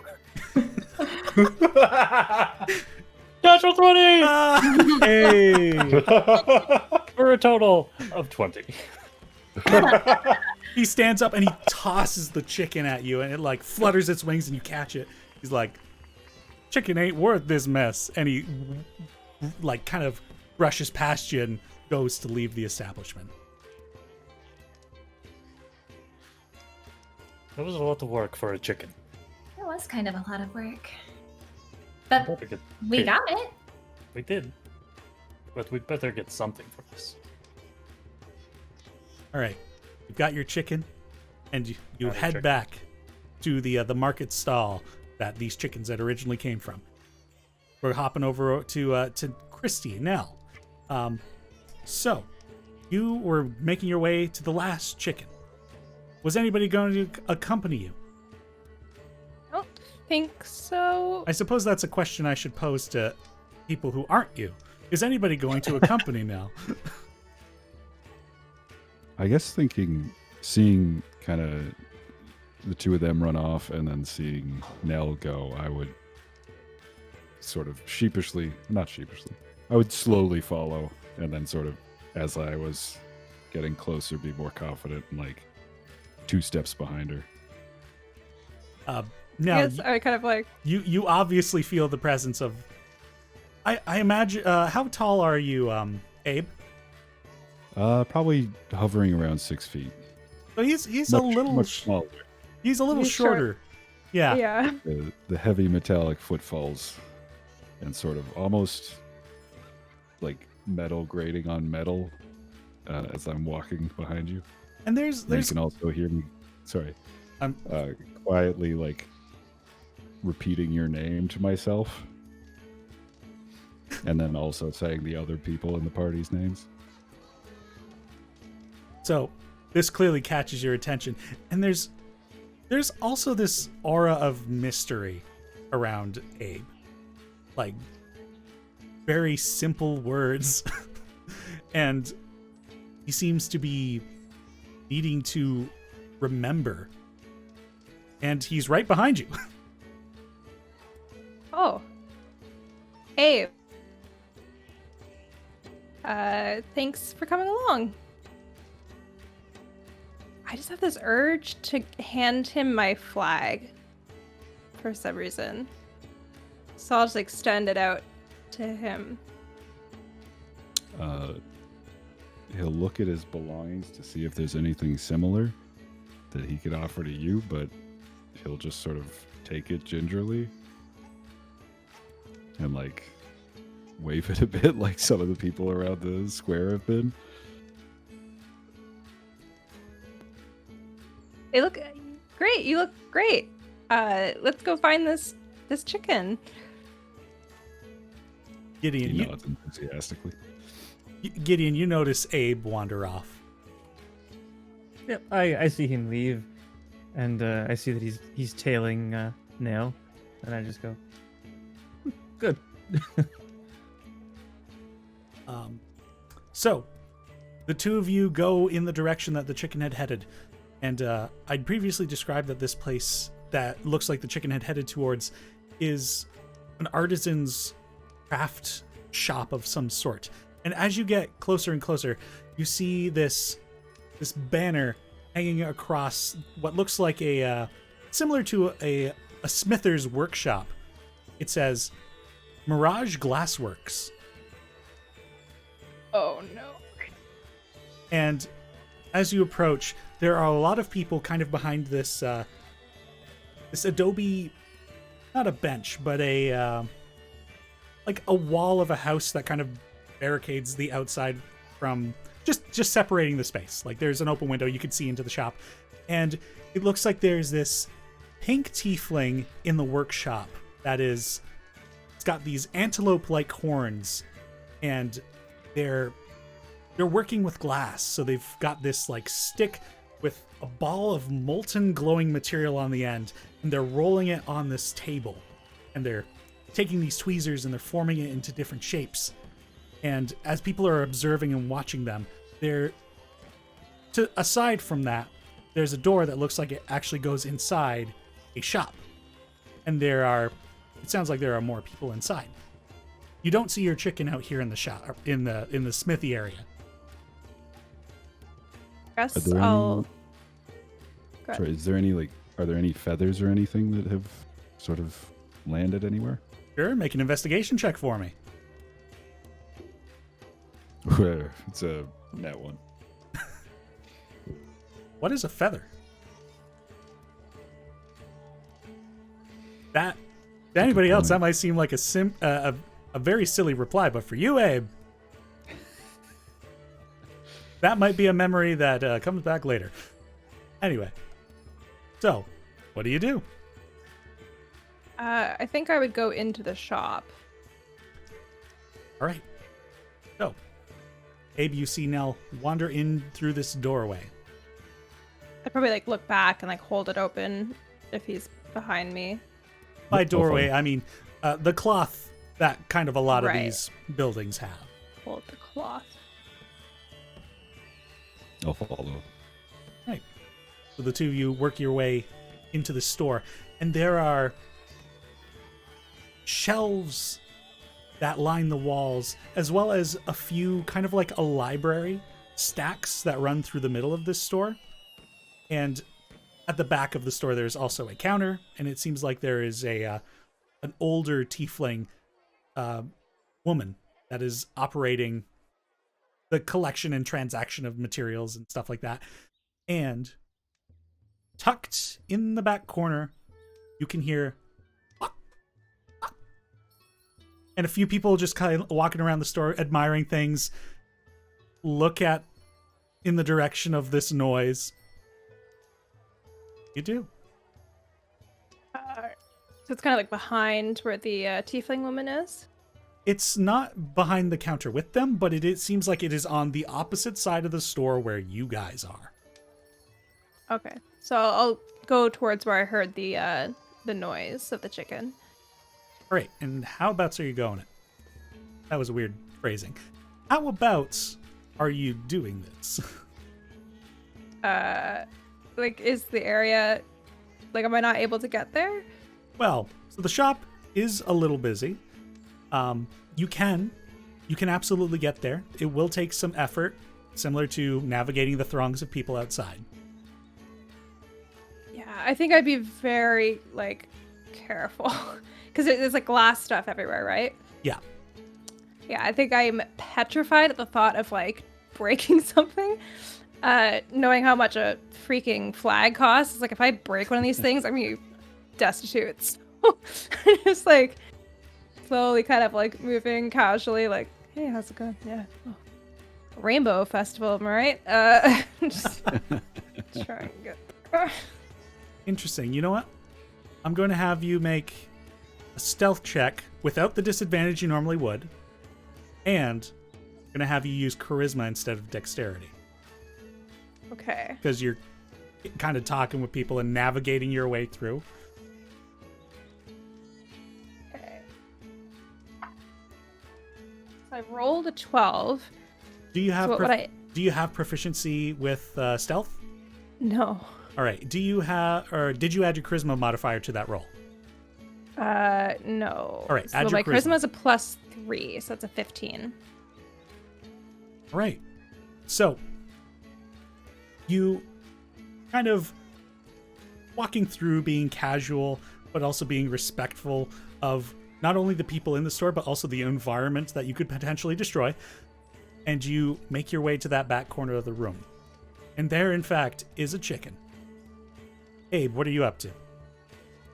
I've been kind of tailing her, keeping a lower profile to seem less threatening to the chicken. Do I need to roll stealth as well, or? Yeah, I will have you. Yeah, if you've been following in. A natural one. Oh boy. So now you've been walking through, you've been talking to people, and kind of as you're engaging, you're like shifting their position so you can get closer to that side of the store. And Abe is behind you, just walking, staring at people until they awkwardly move out of the way. But he's not really paying any attention to his footfalls. And just this kind of clunk, clunk, wait. Clunk, clunk, wait. And as you're getting closer to the chicken, you hear Abe behind you, and you look to the chicken, and the chicken looks at you. And this chicken's got a look in its eye, a look of destruction. Oh, this chicken is... You know, if we've got a chicken who's becoming a mascot, we've got a chicken who's becoming the big bad evil guy. Oh no. And the chicken raises its wings. I'm going to need you to make a dexterity check for me. Oh god. Not good at dexterity. Just a for straight. Nell or for both of us? Just a straight roll. Unfortunately for Abe, you are behind her. Okay.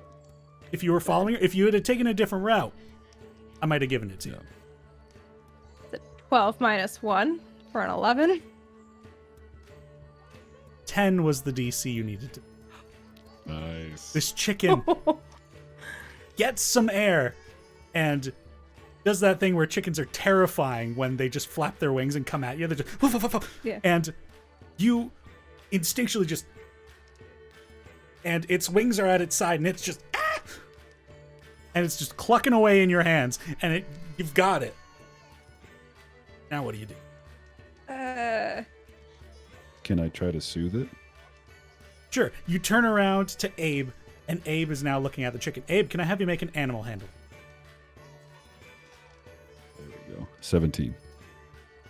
So, you turn to Abe in kind of the excitement of all this situation, and Abe, now face to face with the chicken. How are you soothing this chicken? Making kind of like a low metallic hum. Almost like morning bell sounds. Just sort of gently like running my fingers along the side of its head. In a manner that might be soothing, like a baby in a vacuum. The chicken just stops wrestling with Nell's grasp and just kind of begins to coo itself as Abe runs its finger along the side of its head. Sorry, did you say like a baby in a vacuum No, cleaner? like, you know how, like, if a baby's trying to sleep, you run the vacuum cleaner and it calms a baby? I don't know that. I will have to Yeah, take your word I know for it. baby and a vacuum cleaner, but I also heard soothing like a baby in a In a vacuum vacuum. cleaner. I absolutely heard in a vacuum cleaner, and I'm not gonna lie to you, the contrast was beautiful. Thank goodness Denny's not an ECE. Oh god. Oh dear. This would be a very different scene. Like a baby in a vacuum cleaner, the shop is destroyed. New campaign. 2 years Maybe later. that's how they do it Boy. in Starcross. Everybody make new character. Oh boy. I think I just kind of look at the chicken in my hands that's like very calm now, and I'm like, Abe, you're so good with animals. Thank you. Do you want to carry it back? I just sort of, without responding, just gingerly take it and like hold it close to my body. The chicken has no resistance. It is perfectly content to be held by Abe. And the two of you are able to leave the store freely. Yay. Nothing got destroyed. Oh, Boy, was I nervous about that. The moment you're like, it's a glass shop. Well, it's gonna go We're about to poorly. lose all our money. yeah. Oh, you thought the flag was bad. Oh boy. Yeah. So, the three parties that had separated and collected chickens, or just paid for them, you all return to the kiosk owner. Has my chicken come down? I'll have you make one more animal handling check. Dear chicken, please join me on adventuring. Ah! That's a 6. No. If human achievements can be such things as exploring the wider world, climbing mountains, and just staring off to the horizon, this chicken is experiencing such a thing. It would never want to come down. Well, until this evening when it's probably hungry, but you're not going to achieve that. So, you all reconvene at the kiosk owner with this Argon folk lady, as they kind of identify them. And oh, thank goodness you were able to get at least 2 of the chickens, so I'll consider that a win. Yeah, the other one's seems like it's pretty content up there, but I hope this helps in some way. Oh, absolutely. And with the amount of time that you've all gone and done this for me, and I'm so appreciative, I've been able to fix, well, I can put the 2 chickens in this crate. They won't like it right away, but it's not terrible. I'll work on the other one while I've at least got these 2. But I am so appreciative. Here, let me see if I'm sure I have something here. And they go into a bag that they had nearby, and they're rustling through, and there's a lot of like feed and hay and straw and that kind of stuff. And amidst all this chicken food, they pull out a vial. So the chickens aren't going to need this, and hopefully you won't neither, but it's the least I can do. And they hand you a potion of healing. I know what that is. I'm assuming I would. Probably. Yeah, sure. Why not? Cool. I ask the Argon folk lady here, Madam, do you have any enemies? Perhaps one of your chickens was stolen. Oh, well, I mean, Someone claiming the finders keepers law that I'm not very familiar with it. no, I'm that trying just to tell you it's not a real law. no, that Apologies. sounds like just a person being an awful person, which isn't surprising.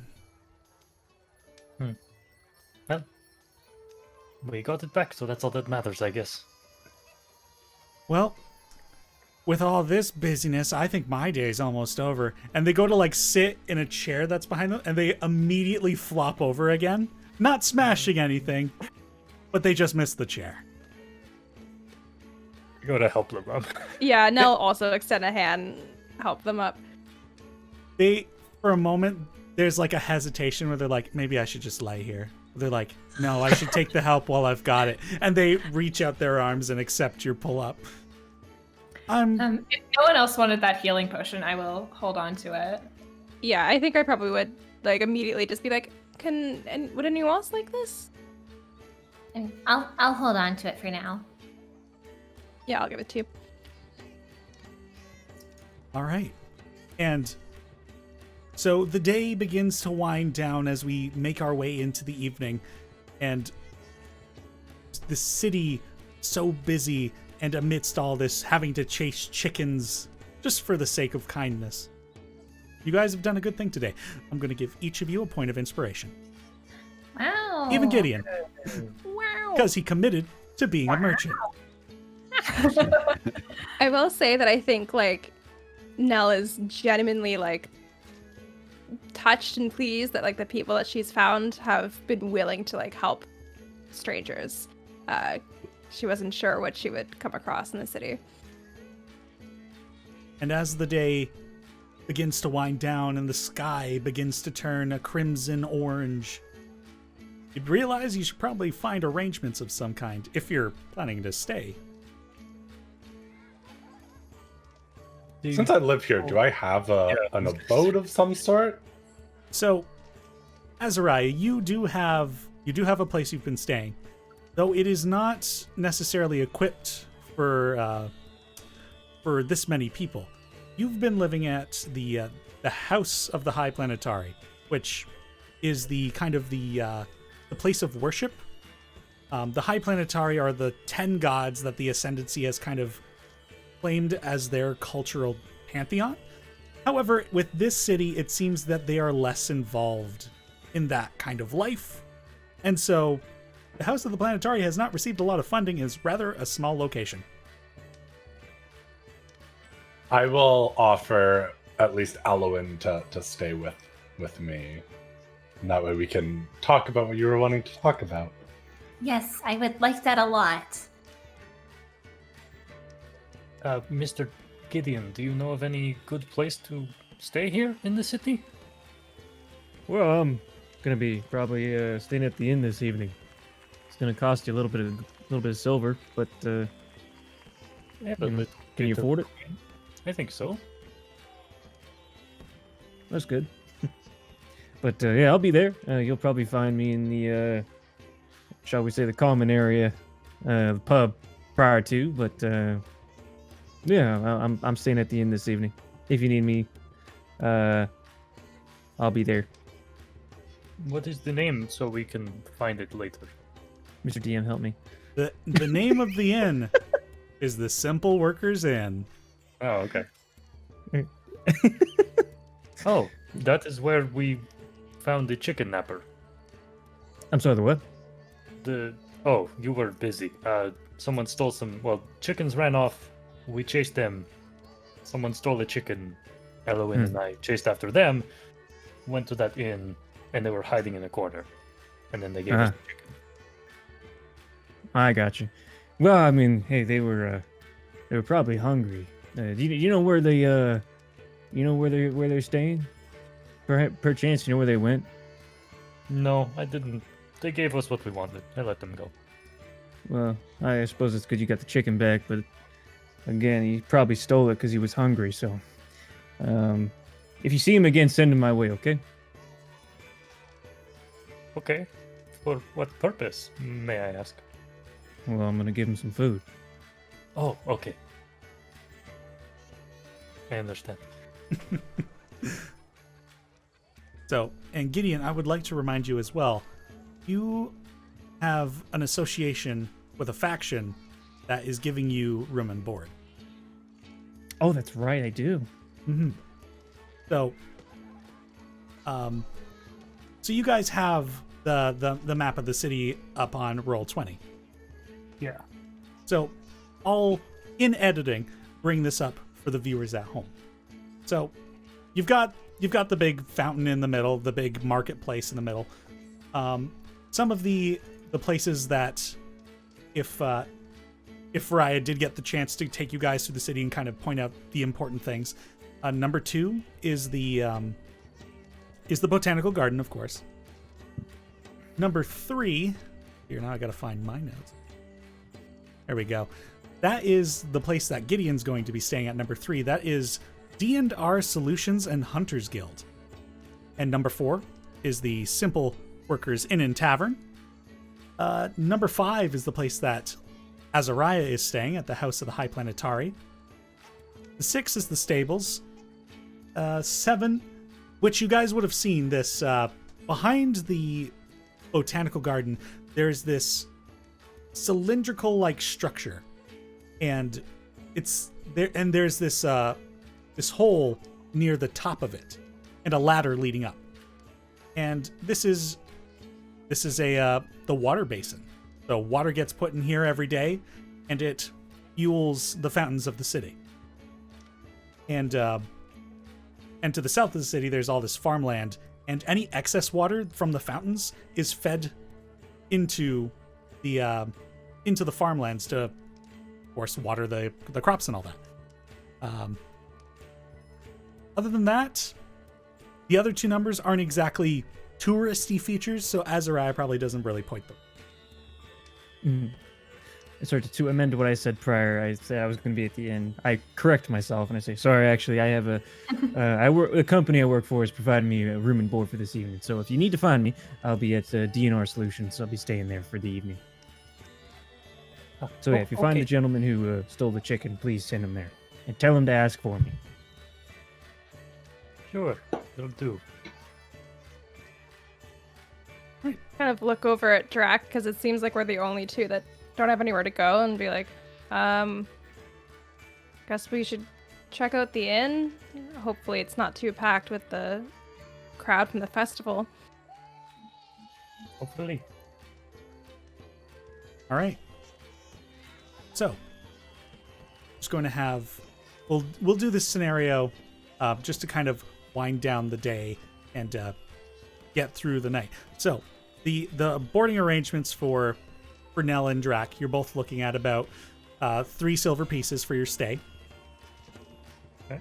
Gideon, you have a bit of a complication with Abe initially, because they're like, well, the arrangement was to give you a place to stay, but through your kind graces and your attitude, they're like, all right, we'll get him a cot.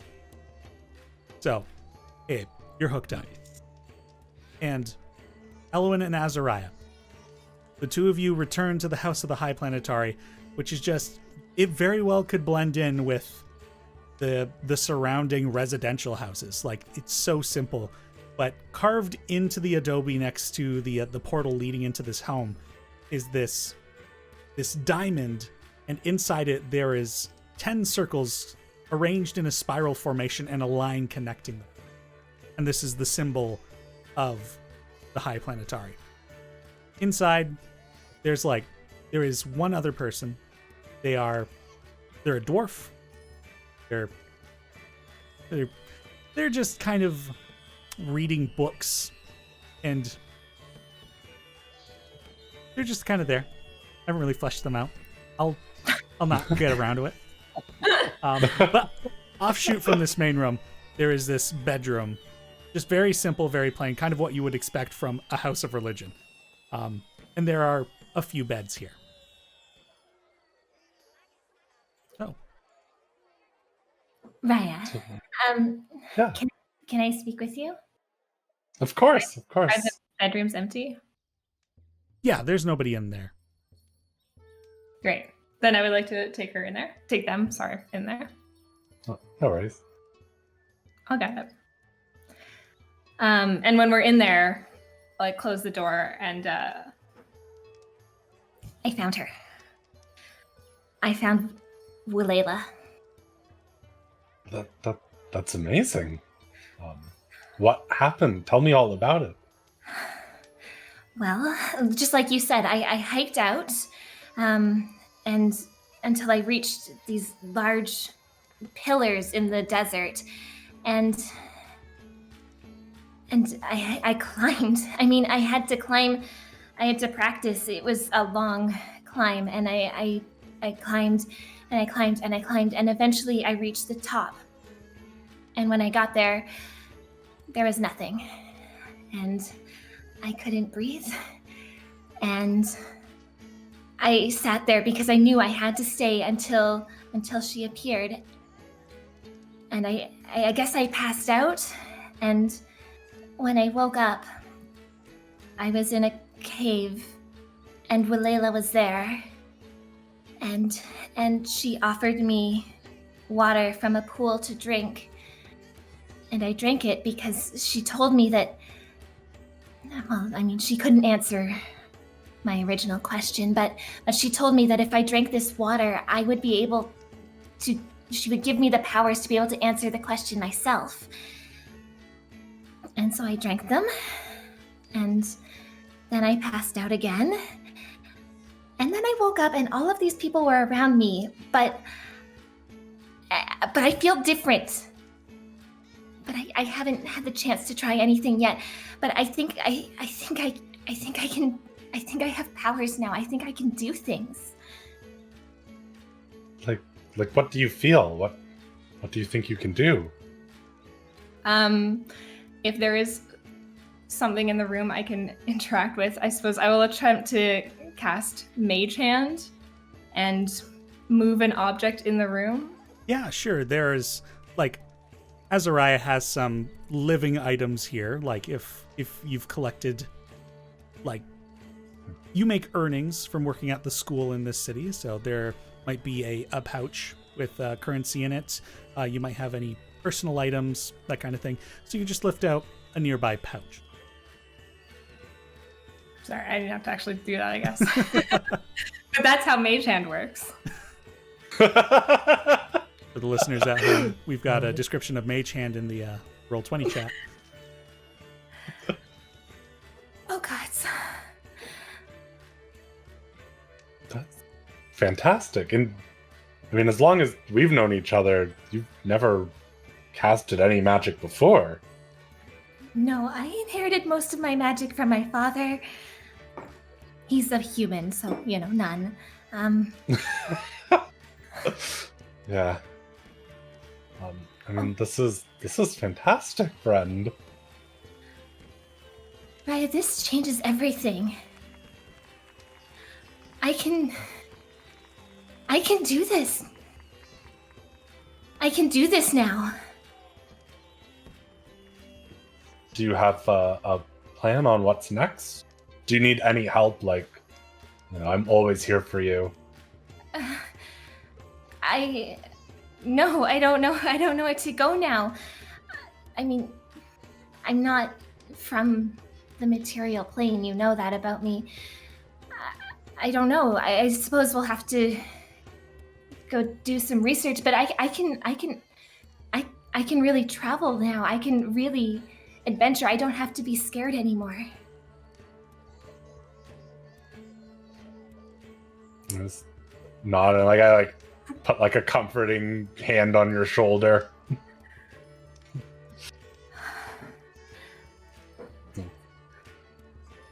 You're gonna do it. Perhaps we should just sleep on it for now, but this changes everything.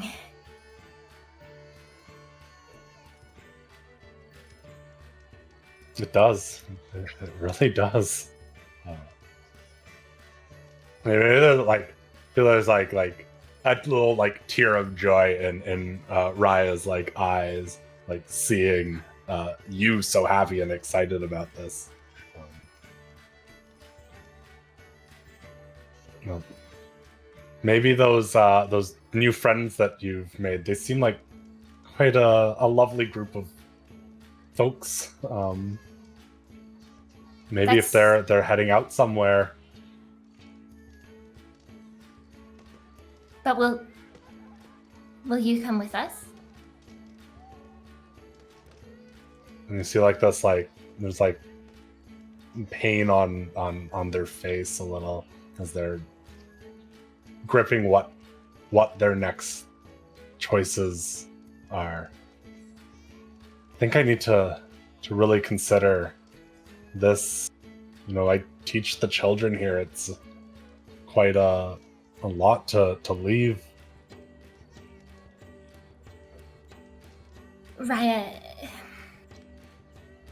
you're the only person in my life that I've ever really trusted.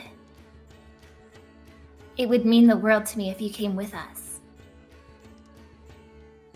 Like their voice gets kind of caught in their throat for a moment, and you're like, yeah, I mean, yeah, I'll do it. Okay. Wilela told me that these people are special. I'm certain that we will learn a lot from them. Yeah, they seem like very kind-hearted folks. I'm sure that, you know, they would, at least from what I've gotten from Nell and Drac, they seem very helpful. And Gideon's always been you know, a kind person when he's come into town. I'm sure he might have information on maybe where we could go to find something out. He travels quite a lot. Perfect. That's perfect.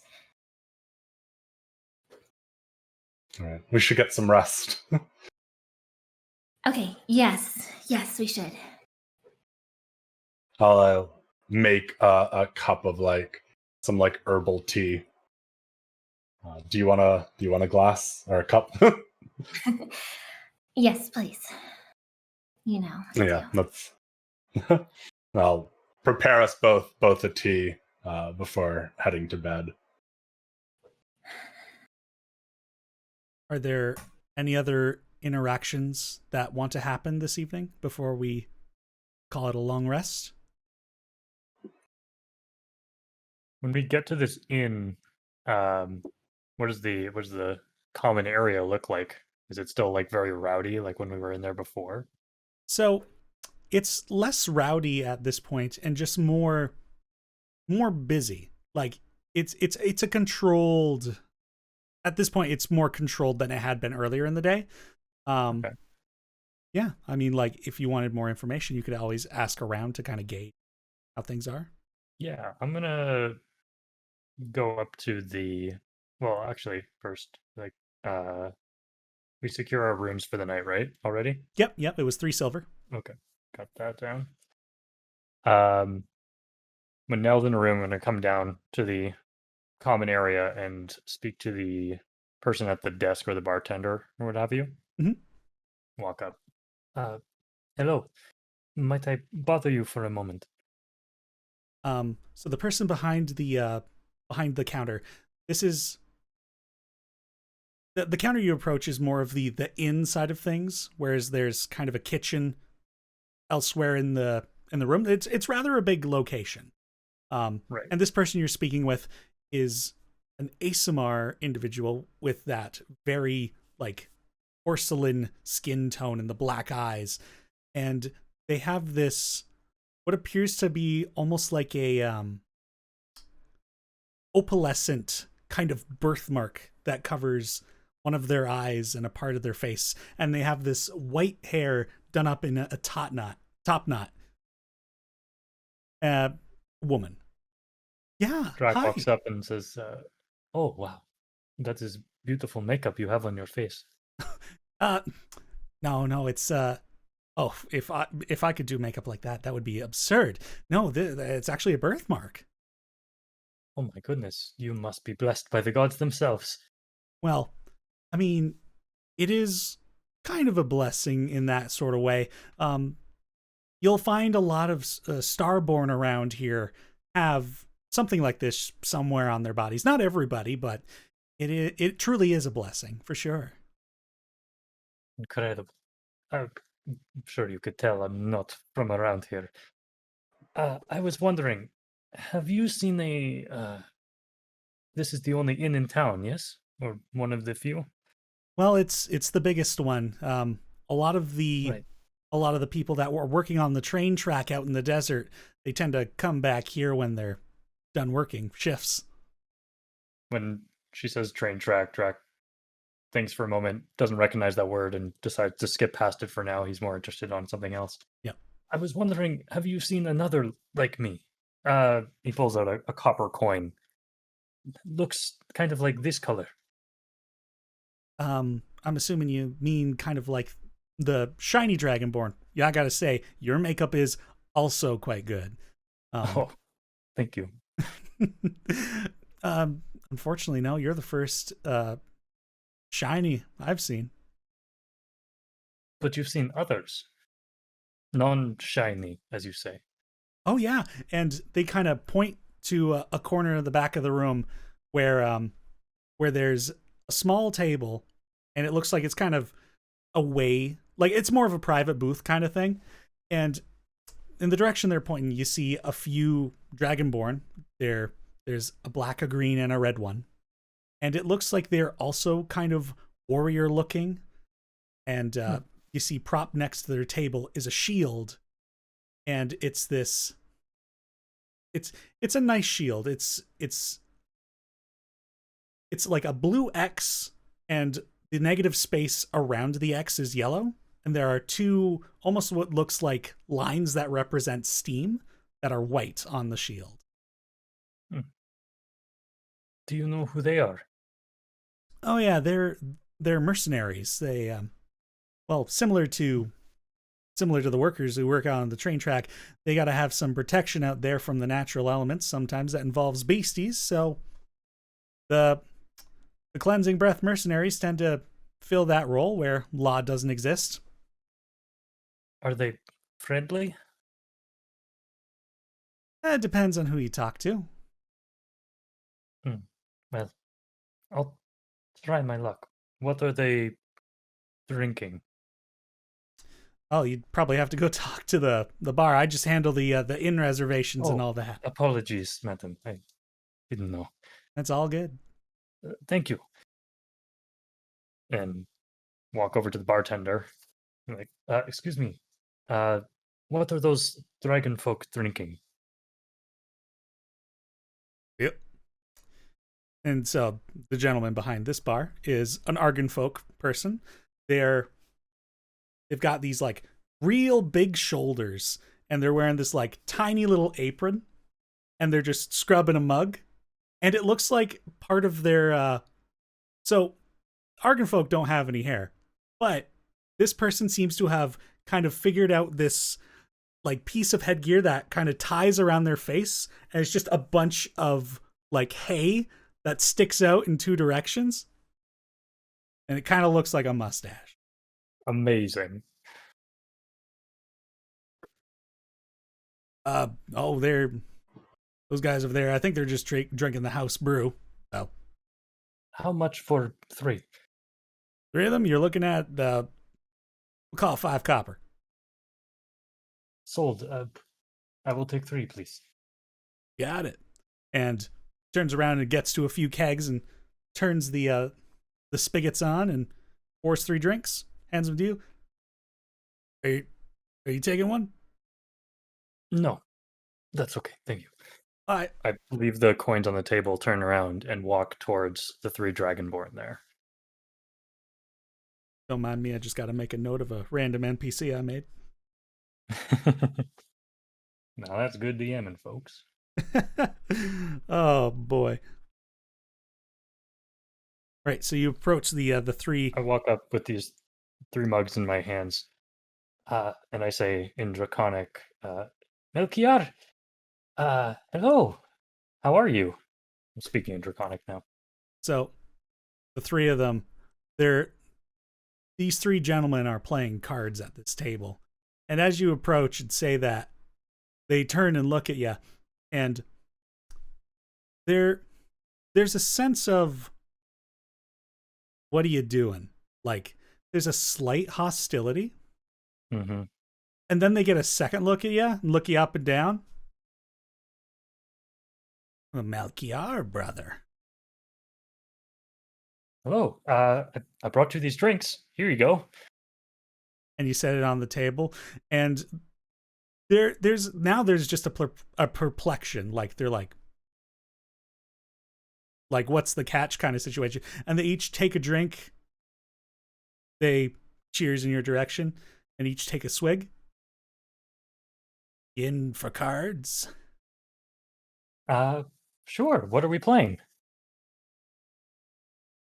And they kind of scrap the game they were working on, and but they keep the pot in the middle. And the guy the Black Dragonborn begins shuffling the cards that they had. Just some standard poker. You got money to wager? Not a lot, but I'm always interested in learning new things. And then the Red Dragonborn kind of stomps the beer you just gave them on the table, and it sloshes a little bit. Well, we ain't here to just teach. Apologies. I saw you in the corner here. I'm looking for someone, and I was told you're mercenaries. The green one pipes in. Straight to business. Okay. Oh, at least he's not wasting our time. Yes, you seem very busy. I was just hoping to pick your brains. You seem well traveled, and I haven't been around much, and I'm looking for someone. I'm wondering maybe you have seen them. And I pull out a copper coin once again. Have you seen a dragonborn that matches this color scale? He kind of looks like me, much taller. Make a persuasion check with advantage because you got them beer. Yes. Beer. 16? Not bad. Not bad. All right. The Black Dragonborn, who was shuffling, has now put down the cards. All right. So you're like shiny like you? Like, how'd you get yourself like that? I was born this way. The three of them look at each other. There's a bit of a laugh. No. Drac is just straight-faced, looking at them. One of these times we're gonna figure out how you guys do that. Yeah, we saw one. At least we heard about one passing through. You did? That's amazing. Where? When? On the Torvale Road heading west. They didn't come down this way, so we never saw them, but word catches around. Well, okay. What else did you hear about them? Well, that was pretty much the end of it. I mean, when you look like a pretty boy, that's the word that tends to go around. And the two other guys laugh. Okay. So heading west. What is west? Sorry, what exists in the western direction? Okay, well, that's heading towards the heart of the Ascendancy. You've got Balesville, you got, oh dear, I'm forgetting the name of that one. Well, anyway, heading up north, you got Rollbar, Balesville, the sea. Yeah, you're heading towards Water Mountain civilization. Pretty much the gist of it. The sea. Ooh, I always wanted to see the sea. That'd be interesting. And the red Dragonborn pipes in. Oh, you're forgetting about Fort Hales up there too. And he looks at you. That's where we are based. Fort Hale. Wonderful. I will keep an eye out for it. And the green, my friend. The green This has dragonborn been pipes in. so helpful. The green dragonborn pipes in. You probably wouldn't want to visit, though. It's for tough guys. The other two dragonborn laugh again. Oh, sure. Whatever you say. Enjoy your beverages, my friends. Thank you so much. And they And they all get up raise to leave. they all raise their glasses and cheers in Draconic, and they just get back to laughing. You hear one of them say, "I can't believe we stopped our game for that." And I will head upstairs, big smile on my face, and head to bed. Any other interactions? All right. As the night comes and the city streets begin to quiet down, and those crowds find themselves in houses, whether it's people staying with friends they knew or cramming into the Simple Workers Inn or other ones that they're able to find, or people just selling their houses and their extra beds, because that is business. The warm air of the night breaks down into cold, as is the nature of the desert environment. You find that the places you're staying have many blankets, and you might have wondered why they offered such things, and then it becomes apparent as the night wears on. But that being said, you all find yourselves getting restful sleep. And as the morning comes, so too does the voices of people once again, out and about. Excitement stirs in the air. And the day is new. Festival day is here. Yesterday was busy, but it wasn't festival day proper. The locals are up early, and those of you staying in inns hear plenty of people already downstairs, eating, laughing, cheering in some odd instances. What do you all do? Well, Gideon's up bright and early. And he basically lets Abe know where he's going. Just like writes a note and puts it next to the bed there with his cot, and just says, "I'm going to set up. Meet me there whenever you're ready, or explore the town. Either way, just let me know what's up." And then he walks out and gets his cart from DNR Solutions and makes its way back to the plaza, I suppose. And while you're in there, did we ever decide how many of those tokens you started with? No, we didn't. Would you like me to roll for it? Yeah, I'll have you roll a D2, which is odd, but... Okay, I'll just roll a D6. Even is 1, odd is 2. Sounds good. That's odd. 2. All right. So, as you're leaving, one of the guys at DNR Solutions, this goblin fella, and this is one of the only places you'll find goblins in this city, unless they're visiting from out of town. He's like, if you want to spend some time actually out and about, I could, you got one of those tokens on you? I do. I could run your booth for a while if you don't. Well, there's something but a bit of a personal touch to my business, but tell you what, if I need to take some time off today, I'll know where to find you. Yeah, I'll be here if you want to take a shift. You can either pay me with a token or a cut, either way. Well, I haven't made much yet, but we'll see what the day brings. For now, a token might be best for you. He's like, all right, see you later, friend. Later, friend. And Gideon tips his hat and makes his way to his merchant shop. All right. And as I'd already described, what time would you have woken up roughly? Like 6 a.m. probably. 6 a.m. Okay. So it isn't bustling at this point. There's a crispness to the air. The heat is already starting to kick in as it's the longest day of the year. So there's going to be a lot of sunshine today. And there are people who are out and about, sitting on the edge of the fountain, eating breakfast. a few of the food vendors that are preparing interesting goods. You smell spices, cinnamon, ooh, something sweet for the morning. And you go and set up your booth. Yep. Do I have my cook's utensils in my inventory? I don't. Damn it.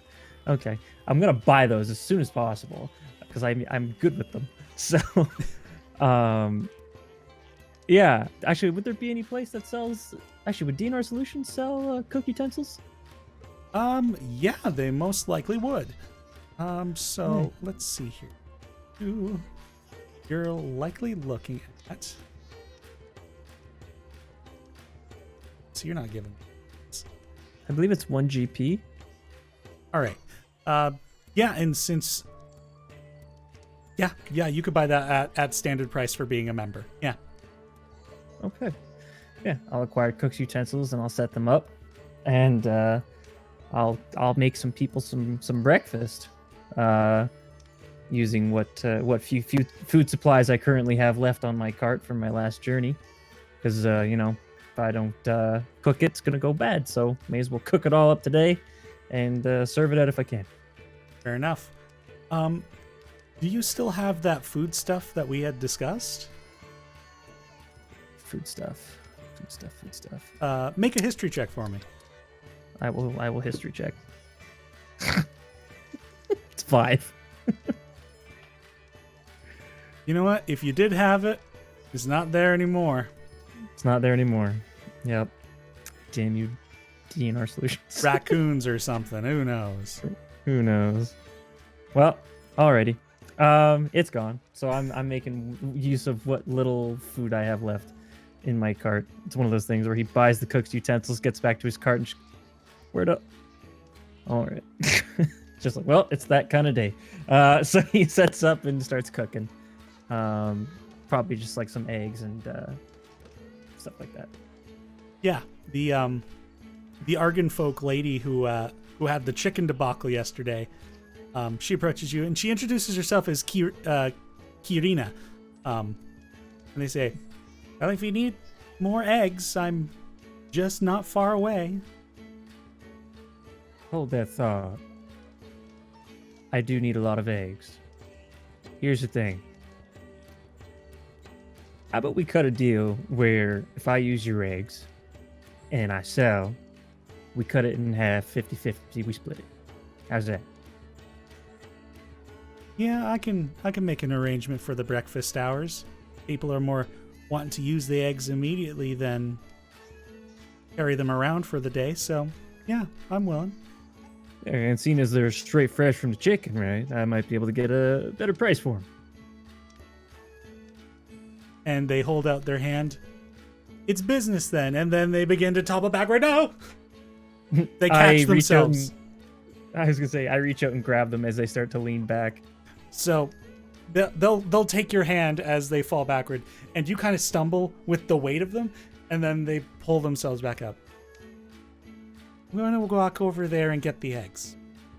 Do you need a hand with that?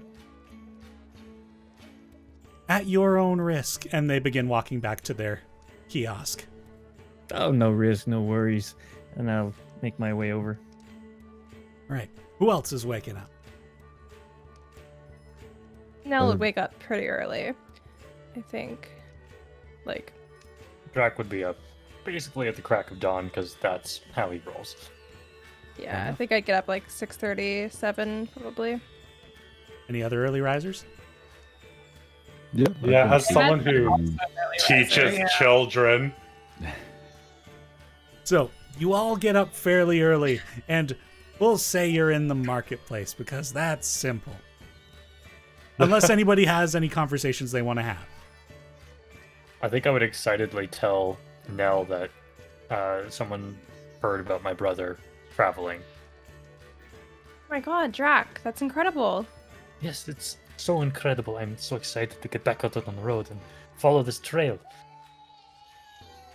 Would Drac have told me about how they thought it was like you were lying about being metallic? Or would you not have? He like, probably would thought have that? mentioned they were a little weird to him, but like nothing like hostile. Just 'cause that's such an curious detail to me, the player. So, yeah, cool. Yeah, that's it. Great. So, let's start with Abe. Abe, what did you do? I got up because I don't sleep. I just sort of go inert for a few hours. So I have my orange flag. Yep. Yeah. And I'm just sort of waving it like with one hand as I walk around, assessing people awkwardly, and I sort of just slowly make my way to Gideon's cart. All right.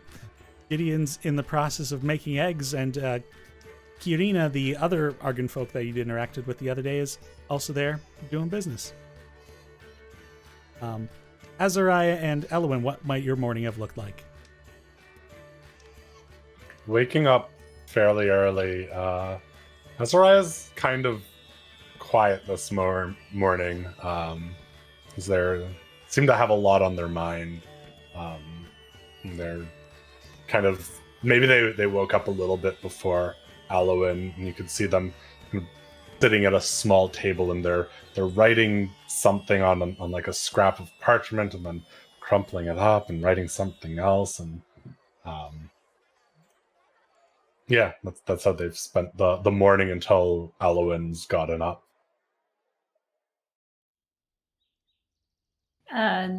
If I got up, would you still be writing when I got up? Yeah, I'm kind of just like zoned in on this one thing that I'm doing right now, so I don't even notice like if anyone in the rooming has gotten up before me or after me. I was like just working away at something. Yeah, essentially the only people that stay here is yourself, that dwarf, who is turned over and rolled away and facing the wall, so I don't have to give them any description. And it looks like they're sleeping still. And the extra bed. I love that their trait is, I'm not going to describe them. Nell goes to this place and rolls the door over. Roll for initiative. Who are you? Big bad evil guy surprise. Purple worm. So yeah, when okay, Elowyn gets up, I don't notice. Sure. If you're up and you're writing, I would come over. What are you doing? Well, I need to figure out how to let the school know that I won't be here anymore. So I'm writing a very last minute letter of resignation. Are they going to be in trouble without you? I'm sure they'll be fine. I'm going to miss the kids. Yeah. I'm going to I'm sure swing set them up by. for- I'm sure they'll do fine. They're a very smart bunch of kids. I'm going to swing by the market to get some food. If you want to join me? Yeah, I should probably meet back up with that group if I think I'm going to be traveling with them. Seems like that's what destiny has in store for you. Yeah, I guess so. Yeah, I'll start to jot down the last bit of this letter that I'm writing, and then kind of fold it up, put it in an envelope, seal it, and tuck it in my pocket to drop off before heading out of town whenever we do that. Oh, as you step out into the city to kind of face the day, there's the noise of the beginnings of the city coming back to life after the busy day that yesterday was. But this section of the city that you find yourselves in is much more residential. Like, it's the locals. They know to avoid the tourist section for a while, and definitely to avoid it for breakfast. So there are, like, out in this courtyard around the fountain, there are like outdoor cooking stations. So like families come together and they cook together and they share a meal. And Azariah, you know that a lot of the cooking isn't done inside houses in this city, just because you don't want heat to accumulate within these buildings. So there's a great sense of community in this place. Are there people using the cooking areas right now, like in the residential area? Oh yeah, for sure. There are people already starting their days, and some people are already eating meals they've prepared. Some people are preparing and like asking people around, like, "Are you cooking? Are you cooking?" Throwing ingredients. Yeah, if I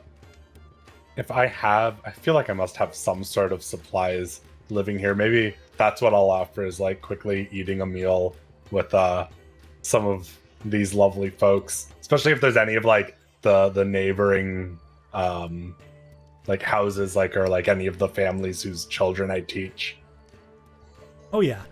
So like the families kind of get together, and there are some groggy-eyed children, like just kind of rubbing the sleep out of their eyes and trying to get up, but there's still that like tangible excitement. They're like, "I want to be awake, but my body says no."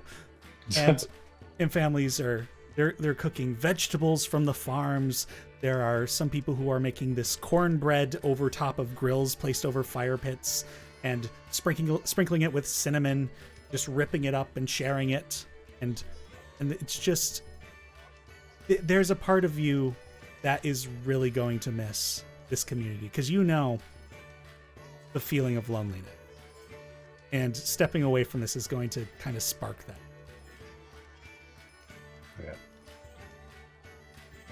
Yeah, this is my last lovely breakfast with all these people, and I'm going to try and be like as like cheerful as I can be, especially when I see like the children and stuff running around. Which there's like one who's trying to like, so there's this like blue tiefling boy. He's got these like very short horns. He's clearly not like aged very much yet. And he's like poking at the other kids who are awake. He's like, "Come on, there's so much to see." And they're just like, "No, give me some time." And it's just, this one kid who's clearly an overachiever, and he's just wanting to go. He's probably been up an hour before even Elowyn got up. But the day is yours. Drac and Nell, it's not far to the city center from where you are, right outside the front door. And Elowyn and Azariah, as soon as you're done eating, it's not too far either. Yeah, we'd probably like make our way towards the central square, see if we can find maybe Gideon again, see what he's up to. All right, you I find think Nell is like kind of looking a little bit at like what the festivities are, but she's also looking around like any signage or anything that might point to the university, or for Raya again, to maybe they could lead her there. Sure. I'll have you make a charisma investigation check. A charisma roll, but if you have proficiency with investigation, add your proficiency bonus. I don't, so... Just a charisma roll then. Oh, no. It's a 5. You do not see a single thing hinting towards the Arcanet Institute whatsoever. But you do see, posted up on the stage that got built yesterday, there is a sandwich board with a bunch of writing on it that wasn't there yesterday. What does it say? So it looks like this is a list of festivities that are going to be happening today. There is a dancing competition. There is a woodcutting competition. And oddly enough, an appraisal competition. Where did I put the rest of it? There's a lizard race and an archery range.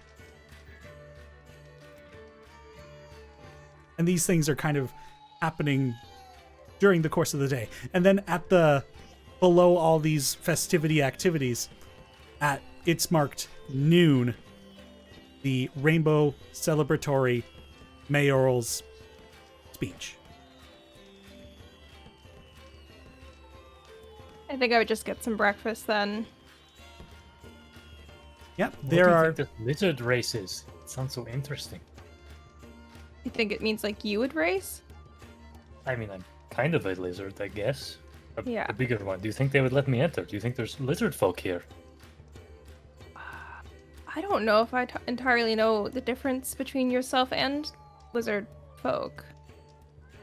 Oh, well, I mean, lizard folk have much flatter noses and they look nothing like me. Right. They're usually mean- much skinnier, they can't breathe things out of their mouths. Oh, they sound lame. No, they're actually some of my best friends, so I wouldn't Oh. say that. Okay. Sorry. It's okay. Maybe, I don't know if they mean like lizard folk racing or like the small kind. I've not seen small lizards. Unless you count kobolds, they are very small. I don't know. This is all new to me. Looking I'll at keep an eye out. looking at that sign as well, it looks like out of the 5 festivities that are happening, 3 of them are sign up. The dancing competition, you need a pair. The appraisal competition needs to be signed up for, and the stump cutting competition is also a sign up one. The sign-ups here.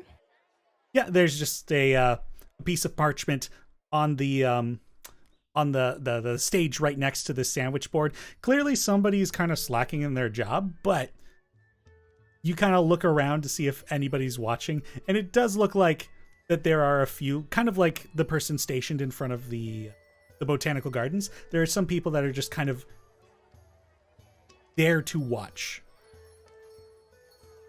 I think Nell will put her name down for the stump thing. Because it just seems to her like she gets to hit something with an axe or something, and that seems appealing, so. There a sign up for the lizard racing competition. That one seems to not require it. It's kind of a first come, first serve, and it's going to be happening during the course of the day. Amazing. As everybody gathers into the marketplace, a lot of you see similar things. Gideon is working with Kirina, who you met yesterday, and there are a lot of eggs.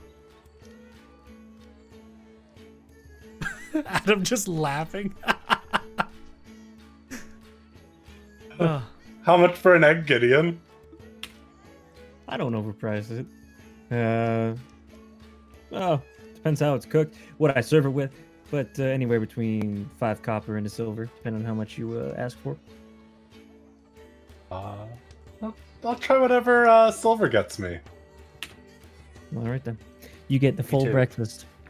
You get eggs. You get bread. You get rations even. You get some extra kind of a little bit of, it's made with love when you pay the silver. You know, you get, it's that little bit spices and stuff on it. He's putting the work in for sure when you pay the full silver. I don't know how many people are coming by, so if there's not many people, he's putting love in every single one. But if there's people who are coming by and there's lots, some are paying like 5 copper, some are paying silver. He's putting a little more love into the ones who pay silver. I'll have you make that another persuasion check. Okay. 15 total. 15 total. All right. And let's go with a... Have you roll a d10 for me.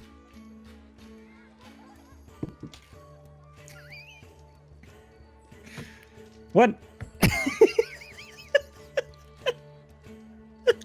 So, as the morning goes, as the morning goes on, it's nice to see you're just in your cheerful morning mood, and you're out here cooking breakfast with love. It seems, however, that other vendors are getting a bit more creative than eggs, and you and Karina are here just making these big egg-based breakfasts. And like, you've got a lot of food ready to go, not a lot of fish are biting. You said you charged a silver for this one? If they got like the eggs and the bread and Right. ration with it. Since you're splitting this with Kirina, you make 5 silver pieces, including the one. No, let's exclude the one that Azariah gave you. You've made 5 silver, 5 copper because you split Azariah's with Kirina. Yeah. Drac also gets a full breakfast. And another 5 copper. I Assuming. think Yeah. Nell is definitely in line for one of the other booths. Like, not in like a rude way, just like didn't know. They've got hot buns here, so I'm just gonna go my favorite. Yeah. Well, upon seeing that somebody else is doing well, like far better than him, he goes, well, that's just the way it goes sometimes. Gideon gets a cup of brew from his brewing utensils. Makes a nice little cup of brew, and pours 2, and says, Kieran, can you just watch the stall for a minute? Yeah, I can do that. Thank you very much. And he walks over to one of the other merchants who are doing exceptionally well. And he sets down a glass of brew on their sort of workstation, basically. Not in their way, in a kind way. And he says, hey, just wanted to say you're doing mighty well today. And just wanted to share a beer with you and maybe learn sort of how do you read the crowd? What's your secret here? Is there any tips you could give me? You know, I've been doing this for a couple of years now, but I'm always willing to learn something new. So, how do you read the people? So, the booth you approach, it's as you approach it, there is like a line here, and a few people are kind of like protesting as you approach. And when they see that you're not ordering, they're like, oh, "Okay, fine." The booth you approach is behind this series. There's a table and then 2 tables that kind of box off this space. And running behind this area are 2 halflings, and there are stools at footstools at each table, so they're kind of running from table to table, hopping up on stools, doing some chopping. And what they're preparing is this like bread-like substance that's baked, and then on the bread they're sprinkling like sugar on top of diced strawberries. And Wow. as they're quickly running around, they're also mashing strawberries into this into almost a puree, and sprinkling more of that same sugar and adding water into it, so there's this like strawberry beverage, and they're just handing it out. And when you approach and asking these questions, one hops up and is like doing their work, and they're like, well, it's all about the branding, see? And then they run off, and the other it seems like they're like a married pair, and then the wife comes in. You gotta know what the people want. And then the other guy runs back in. It's also timing too, you know? Like, we're making these strawberry stuff. Sweets aren't going to be wanted all day. Well, depending on who you are. But, and then runs away, and the wife comes back. But, looks like you're just doing eggs. You got to diversify. But you also got to know what you need. Nice talking to you. And then the husband comes by, picks up the drink you put down, swigs, runs away. The wife comes back, swigs the same drink, and they just keep at it. When we say that As as I, like he's talking, I get to the front of that booth and like order. I'm like, hey, Hey, how's your morning? good. They're doing stuff with strawberry. Yeah, no, it looks like they're doing very well. I'm sure it's wonderful. Enjoy it. And as I walk away, I say, hey, by the way, what'd you think of the beer? I made it myself. They both turn around at the same time. A little early, but not bad. Thank you very much. Well, you know, it's late in the afternoon somewhere. And Gideon waves as he walks away. And he makes his way back to the cart, and he goes, well, you know what? They got themselves a mighty fine business over there. And I think the morning's going to be a little bit shot today. But, you know, what can you do? Drac has like wolfed down his entire breakfast. Gideon, this was incredible. The flavors were so impressive. I'm glad you enjoyed it, my friend. You are very talented. You should do something with that. Well, I guess you are. I'm trying. Aren't we all? All right. So, is anybody else signing up for any other festivities?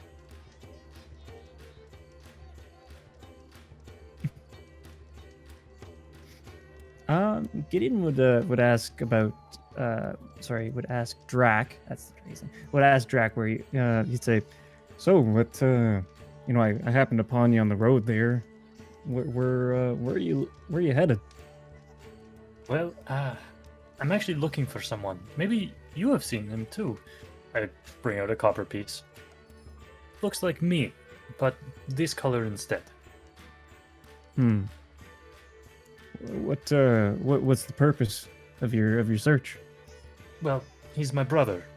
He went away from our home a long time ago, and we haven't heard from him, so I've taken it upon myself to go find him. Okay. Could I roll a perception check? To see, just to like examine Drac up and down, sort of size him up. Sure. What is the goal of it? I've heard some rumors about someone who looks like Drac, and I want to see if there's anything similar. Apart from, of course, the colors of his scales. Right. I think Couple I of understand. details in the rumor. Yeah. I will have you make a perception check on that. Okay. Here goes nothing. You know, there's a certain extent where you might be able to tell if a person looks like another person, but trying to compare a person to a person you might have seen a long time ago, that's a bit more of a challenge. Do I see? I'm probably intuit that he's like trying to read something on me. Yeah, sure. You can get that. Okay. So, have you seen someone like me, but this color instead? Gideon thinks for a minute. Yeah, I think I have. It's about a year ago, though. So I don't know how much help it's going to be. But saw him headed towards a place called Valem Bridge. You familiar? Valem Bridge? No, I'm not. I was speaking with a group last night. They said they'd seen him somewhere on Torvale Road heading west towards a place called Balesville, Brulbar, and Fort Hale. When you mentioned Balesville, there's like a slight twitch in Gideon's face, and he kind of like pinches his nose, like, you know that thing when people who are stressed out do, like when they kind of do that. You see him sort of look down, shake his head, and just right when you bring up Balesville, and then he attentively listens to the rest. He says, "Well, if you ever need to go to Balesville, I'm from there. Oh, is it nice? Used to be.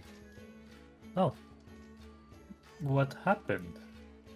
Long story, but You don't have to burden it with me if you don't wish to. it's fine. Just if you plan on going there, I'll tell you all about it if I'm there."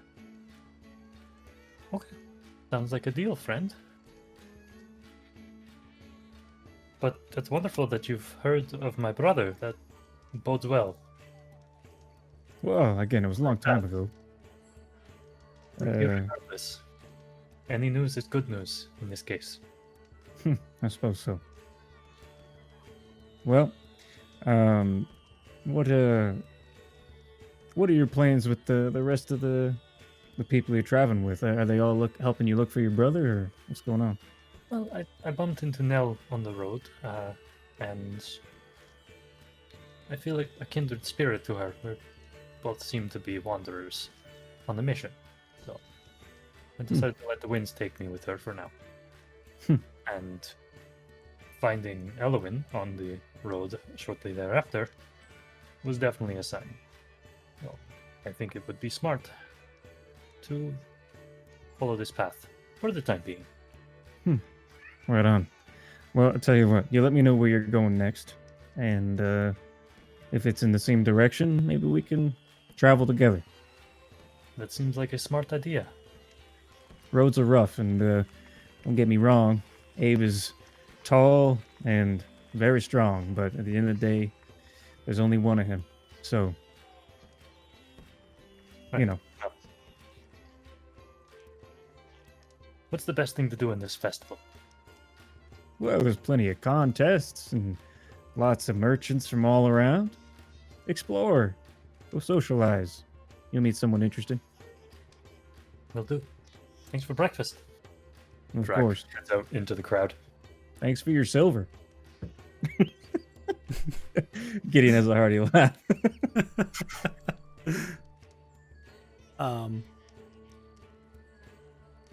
Let's see. Anthony, can I have you roll a d6 for me? Yes, sir. That's a 5. A 5. Right. Azariah, what are you up to at the moment?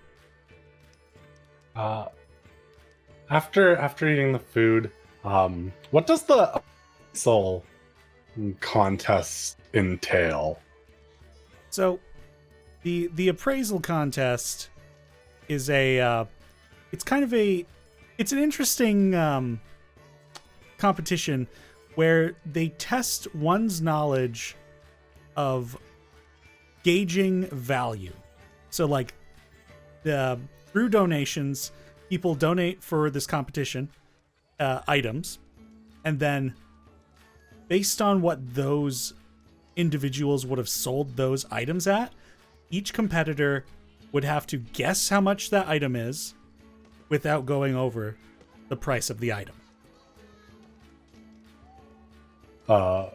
Does not seem like something I would be very good at. I think I'll if I see Nell and Drac around, I'll go say hi to both of them. Well, as you're changing your course and wanting to find the people you've just met, an onyx-colored Asamar fellow who you recognize as Lenlin, one of the workers at the Urkazi stables, kind of runs up to you. Hi, Azariah. Hi, how's it going? You look distraught. Yes, I kind of am. It's a busy day and big plans, and I think I need somebody's help. Oh, okay. What can I do? And I'm sorry, I know we haven't interacted much before, but it's a matter of the heart, and people have told me that you're very kind, and I need some help. So, you know, Glass Mirage, the Glassworks shop. Mm-hmm. Well, my sweetheart is the woman who makes the glass, Pesmine.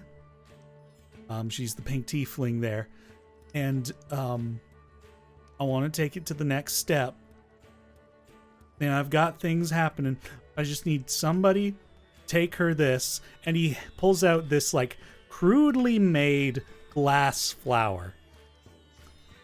And I need you to tell her to meet me at the botanical garden before the mayor's speech at noon. Okay. I mean, I can do that, but don't you think this would mean more coming from you? Does she know that this will be from you? Well, if you tell her it's from me, she will. But I do have other things I need to get prepared. So I'm just trying to...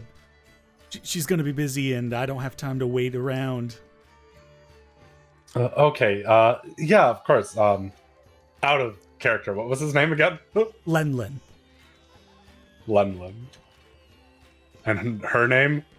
Pesmine. Probably spelled that wrong, but Probably. it's phonetic. That's what matters. Of course I can help out. Meet you in the botanical garden before the mayor's speech. Yeah, you've got it. Perfect. Thank you so much. I hope I'll get you everything. back.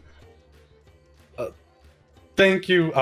Actually, might have something that really needs help with on my own. So, As you're I'll saying hold that, you to that. he runs off.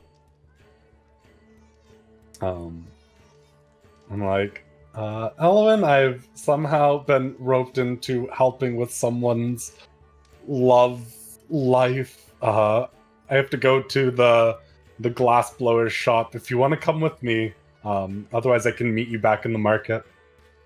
No, I think I should go try to talk to the rest of the people here. I'll come find you. Yeah. And I head off. All right, we'll jump back to you in a sec. As Elowyn, you begin to navigate through the growing crowds of visitors to Starcross. I think that is where we're going to end tonight's session. As the day becomes busier and the festivities become much more exciting, and Azariah is now roped into this love plot. We will see what happens. I'm